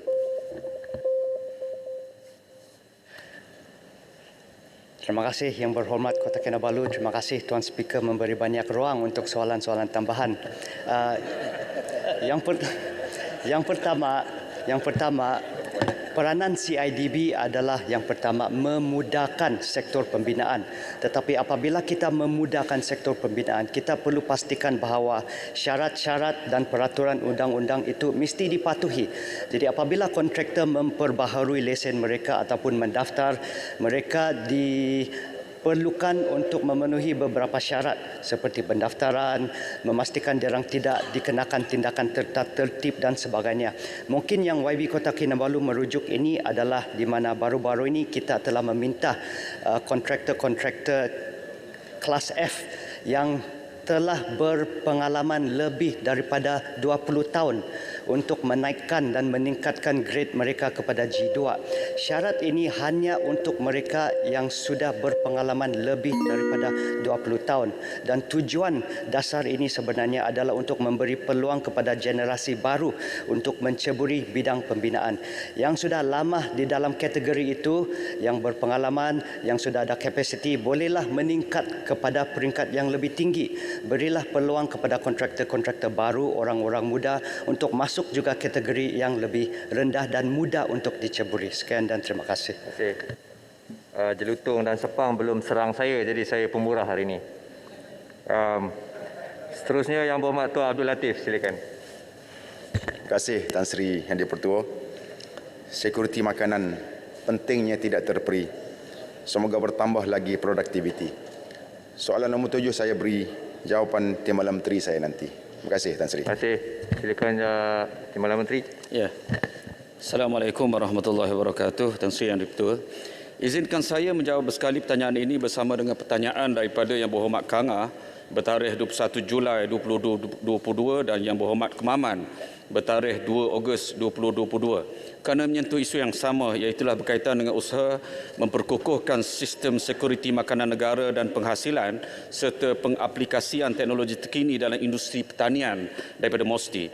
Untuk makluman ahli Yang Berhormat, Kementerian Sains, Teknologi dan Inovasi MOSTI sebagai Kementerian Peneraju agenda STI negara sentiasa mengutamakan penggunaan dan pengadaptasian teknologi dalam membantu negara memperkukuhkan lagi sistem sekuriti makanan. Sehingga kini sebanyak 46 penyelesaian teknologi telah dikenal pasti oleh MOSTI dan 27 daripada jumlah tersebut adalah tersedia untuk dilaksanakan segera roll out di dalam membantu menangani isu sekuriti makanan. Dari segi pecahan teknologi itu bolehlah dibahagikan kepada beberapa kluster. Pertama berkaitan dengan biji benih, yang kedua berkaitan dengan biobaja dan baja penggalak, yang ketiga perkhidmatan ujian dan aplikasi, penggunaan drone dan robotics, kebun komuniti, aquaculture dan makanan ternakan. Senarai tersebut telah pun dikongsikan dengan pihak Kementerian Pertanian dan Industri Makanan MAFI untuk penelitian dan juga tindakan. Mengenai perancangan kementerian di dalam usaha membantu memperkukuhkan lagi sistem sekuriti makanan negara, MOSTI turut bekerjasama bersama dengan UKM, UiTM Jabatan Pertanian Damardi yang kini sedang melaksanakan R&D untuk membangunkan varieti baharu tanaman padi selaras dengan arahan Yang Amat Berhormat Perdana Menteri yang mahukan varieti padi baharu yang bakal dihasilkan mestilah yang pertamanya tidak mudah rosak jika ditenggelami banjir, yang kedua tidak perlu banyak menggunakan air, yang ketiga tempoh kematangan yang lebih cepat, dan yang ketiga supaya sangat toleran terhadap perubahan iklim seperti perubahan suhu dan kemarau yang melampau yang menghadkan produktiviti tanaman. Seterusnya, bagi memastikan isu keselamatan sumber makanan, MOSTI juga sedang bekerjasama dengan MAFI bagi membangunkan sistem pengesanan produk daging halal import berasaskan teknologi blockchain menerusi agensi MIMOS Berhad. Pembangunan sistem tersebut mampu meningkatkan dan mengembalikan keyakinan rakyat terhadap produk-produk daging yang diimport ke Malaysia. Sistem tersebut dijangka akan siap dibangunkan pada tahun 2024. Bagi menjawab Yang Berhormat Kanga pula, sejak 2017 MOSTI melalui jabatan dan agensi di bawahnya telah membiayai, membantu, berkolaborasi dan terlibat secara langsung di dalam penemuan, rekaan dan inovasi baru di dalam bidang pertanian sekurang-kurangnya melibatkan 53 projek. Senarai tersebut akan saya kongsikan dengan YB Kanga. Bagi menjawab YB Kemaman pula, suka untuk saya kongsikan di sini terdapat sekurang-kurangnya 7 buah agensi di bawah MOSTI dengan kerjasama pelbagai pihak terutamanya MAFI berjaya menghasilkan produk atau kaedah penyelesaian berasaskan teknologi. Yang pertamanya Nano Malaysia Berhad, ini berkait dengan vertical farming dan aquaponik, penternakan burung walit pintar yang ini di Kuala Terengganu sejak tahun 2010 ini melibatkan ekspor sarang burung yang bernilai mengikut tahun 2020 sehingga 1.3 bilion. Yang ketiga, baja yang berasaskan teknologi nano. Yang keempat dan seterusnya, agensi nuklear. Penghasilan benih padi IS-21 yang dapat menghasilkan hasil sehingga 9 hingga 11 tan setiap hektar berbanding yang ada sekarang, dan agensi angkasa Malaysia melalui sistem maklumat geospatial tenaga padi Makgeo Padi yang telah dibangunkan secara kerjasama dengan MAFI, yang mana ini adalah sistem aplikasi berteraskan teknologi angkasa menggunakan teknologi remote sensing bagi membolehkan pemantauan 100% keseluruhan jalapan padi di Malaysia, penjimatan masa turun ke lapangan sebanyak 57%, penjimatan subsidi kerajaan sehingga 10% dan memanfaatkan 192,663 pesawah di seluruh Malaysia. Selain daripada itu, ia turut melibatkan agensi-agensi lain di dalam bantu teknologi di dalam food security, melibatkan Yayasan Inovasi Malaysia, Agrobiotech Institute of Malaysia, and IBM, Cradle Fund dan sebagainya. Sekian, terima kasih. Tan Sri. Terima kasih. Soalan tambahan pertama. Terima kasih Tan Sri Yang Dipertua. Terima kasih Yang Berhormat Timbalan Menteri atas jawapan yang telah pun diberikan. Antara sektor utama negara yang terkesan akibat kekurangan pekerja asing dan tempatan adalah sektor pertanian. Penggunaan teknologi dalam sektor-sektor utama negara seperti pertanian, perlalangan dan pembuatan semestinya dapat mengurangkan kebergantungan kepada tenaga asing dan mencipta pekerjaan baru. Soalan saya ialah bagaimanakah MOSTI akan membantu menangani masalah kebergantungan kepada pekerja asing dengan teknologi-teknologi sedia ada di bawah MOSTI. Terima kasih Tan Sri Yang Dipertua. Terima kasih. Silakan. Terima kasih atas soalan tambahan yang baik itu. Saya ingin menegaskan bahawa MOSTI sangat komited untuk memanfaatkan sains dan teknologi di dalam menangani isu dan cabaran yang seperti mana yang disebut, termasuklah masalah kekurangan tenaga buruh di dalam sektor utama negara. Sebagai contoh, agensi Angkasa Malaysia MAISA terlibat di dalam pembangunan dan pengoperasian sistem aplikasi berteraskan teknologi angkasa, khususnya remote sensing, sistem maklumat geografi GIS dan teknologi maklumat dan komunikasi ICT, yang mana antara inovasi yang sedang dipakai adalah sistem maklumat geospatial tenaga tanaman padi Makgeo Padi dan sistem penentuan lokasi penangkapan ikan yang membolehkan lokasi keberadaan ikan dapat dikesan menggunakan teknologi satelit. Seterusnya, melalui program National Technology Innovation Sandbox NTIS, pelaksanaan projek Meranti dengan kerjasama Felda telah mengenal pasti sebanyak 5 buah syarikat penyedia teknologi untuk menjalankan ujian pelbagai kemudahan drone dan robot di dalam menambah baik aspek penuaian, penyelenggaraan dan pembajaan ladang kelapa sawit di lokasi Felda yang terpilih, yang mana dalam usaha ini sasarannya adalah sebanyak 50% pengurangan tenaga buruh, 30% peningkatan produktiviti dan 20% pengurangan kos operasi dapat dicapai. Selain daripada itu, projek penyediaan biak baka mutasi dihasilkan oleh agensi nuklear melalui benih IS-21 seperti mana yang telah disebut tadi dapat menghasilkan antara 9 hingga 11 tan sehektar dan diuruskan dengan baik yang sehingga sekarang telah memanfaatkan sebanyak 14,000 pesawah daripada kumpulan isi rumah B40 bagi tahun 2022. Terima kasih. Terima kasih. Kolonel Rus, selepas ni, rasa dulu. Terima kasih Tan Sri Yang di-Pertua. Saya meneliti jawapan daripada Yang Berhormat Timbalan Menteri ketika menjawab soalan asal tadi berkenaan dengan usaha-usaha yang telah dilakukan oleh MOSTI. Saya rasa itu sesuatu yang sangat baik. Cuma saya nak kemukakan satu masalah.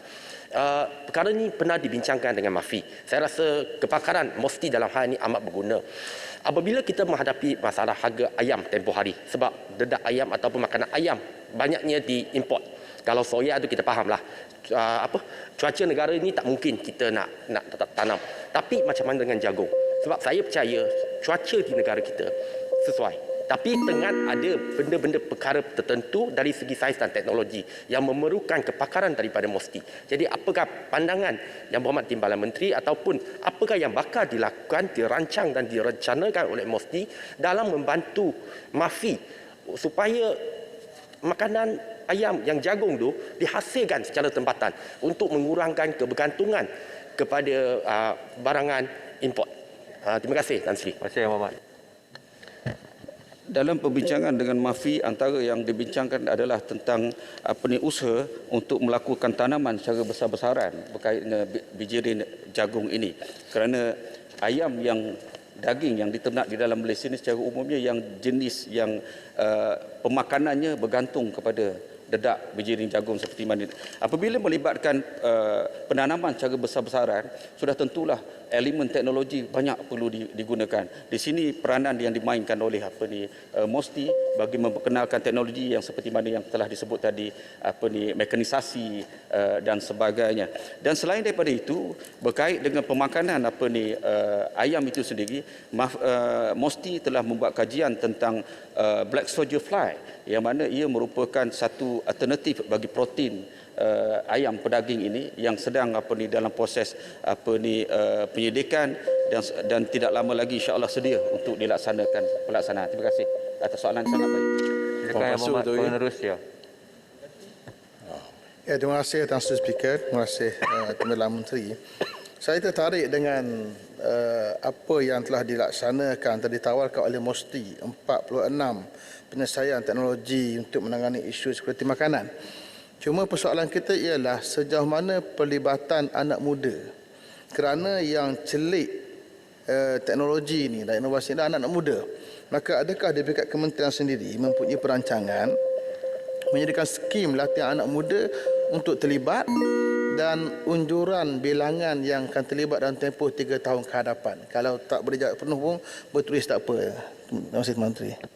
Satu yang menarik adalah kebanyakan daripada penyelidikan berkaitan teknologi baru daripada startup yang dibiayai oleh melalui dana MOSTI, kebanyakannya adalah datang daripada syarikat melibatkan anak-anak muda. Ini satu berita yang baik yang menunjukkan ketersediaan di kalangan generasi muda bagi menggunakan teknologi baru di dalam bidang pertanian. Bagi pelaksanaannya sudah tentulah melalui perbincangan dengan MAFI, di peringkat akar umbi MAFI yang akan melaksanakannya. Saya bagi contoh misalnya bagaimana tanaman sayur menggunakan kaedah biasa. Untuk satu tapak yang sebelum ini kita dapat hasilkan satu batang sawi saja, melalui vertical farming, tapak yang berkenaan boleh menghasilkan sehingga 100 batang sawi. Dan termasuk kajian mendapati kalau sebelum ini memerlukan masa 40 hari untuk penuaian dan tempoh 20 hari dapat dituai. Jadi ini sudah tentunya akan meningkatkan tarikan untuk anak muda terlibat dalam sektor pertanian yang menghasilkan pulangan yang lebih tinggi dengan produktiviti yang lebih tinggi. Sekian, terima kasih. Terima kasih Yang Berhormat Datuk Seri Syamsul Iskandar. Assalamualaikum warahmatullahi wabarakatuh. Terima kasih Tan Sri Ketua.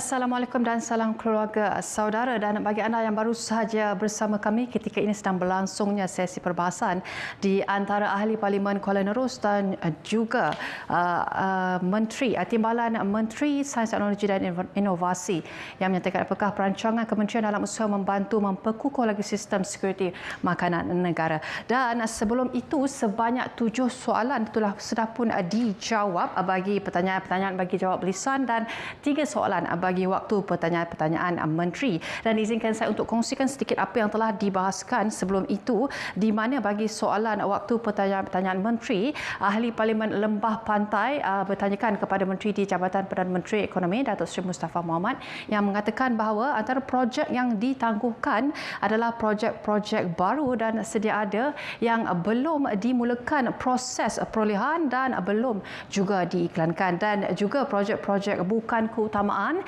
yang telah dikenal pasti kecuali projek yang mempunyai impak segera kepada kesejahteraan rakyat, dan juga projek-projek yang sedang dalam pelaksanaan yang telah dikeluarkan iklan tender surat setuju terima akan diteruskan. Baik, antara projek-projek yang dikenal pasti untuk ditangguhkan pada tahun ini antaranya adalah pembinaan pusat pemprosesan getah bersepadu di bawah Kementerian Perusahaan, Perdagangan dan juga Komuniti. Baik, bagi soalan kedua yang soalannya ditanyakan oleh Ahli Parlimen Kemaman yang meminta Perdana Menteri menyatakan pembaruan dan inisiatif terkini yang telah diperkenalkan tabung haji. Baik, beliau berkata bahawa tabung haji akan terus berusaha memberi kesedaran kepada umat Islam di Malaysia mengenai risiko tawaran berkaitan dengan tawaran visa furada oleh syarikat-syarikat yang dilesenkan. Kesedaran ini lebih berkesan jika diwar-warkan dengan tindakan yang telah diambil ke atas pihak-pihak yang telah melakukan penipuan ke atas umat Islam yang ingin pergi haji melalui penyalahgunaan visa furada ini. Baik, selain itu, bagi menjawab soalan seterusnya, dalam menangani visa furada ini, tabung haji tidak pernah gagal dalam mengingatkan kepada ibadah haji untuk berurusan dengan tabung haji serta agensi-agensi pelancongan yang diberi lesen oleh pihak tabung haji ataupun syarikat pengelola jemaah haji PJH dan juga syarikat anak syarikatnya TH Travel and Services sendirian berhad. Tabung haji juga turut menasihatkan agar para jemaah memilih syarikat yang berlesen. Baiklah, TH juga akan terus mengambil tindakan sekiranya terdapat hal-hal yang berkaitan dengan haji. Baik, selain itu mesyuarat akan diteruskan selepas ini dengan pembentangan beberapa usul, antaranya adalah Rang Undang-Undang Racun Pindaan 2022 bagi bacaan kali yang kedua oleh Menteri Kesihatan, dan juga Rang Undang-Undang Keselamatan Sosial Pekerjaan Pindaan 2022 juga bacaan kali yang kedua oleh Menteri Sumber Manusia. Dan selain itu, selain di saluran berita RTM dan juga TV1, anda juga boleh ikuti kami di rtmklik.rtm.gov.my palang RTM Parlimen, juga di rtmparlimen.rtm.gov.my, serta jangan lupa untuk muat turun RTM Klik ke telefon pintar anda menerusi App Store, Play Store dan juga Huawei Apps Gallery. Baik, sekian sahaja daripada kami untuk hari ini. Jangan lupa untuk teruskan bersama kami pada minggu hadapan pada waktu dan jam yang sama. Dengan itu, salam keluarga Malaysia dan asal.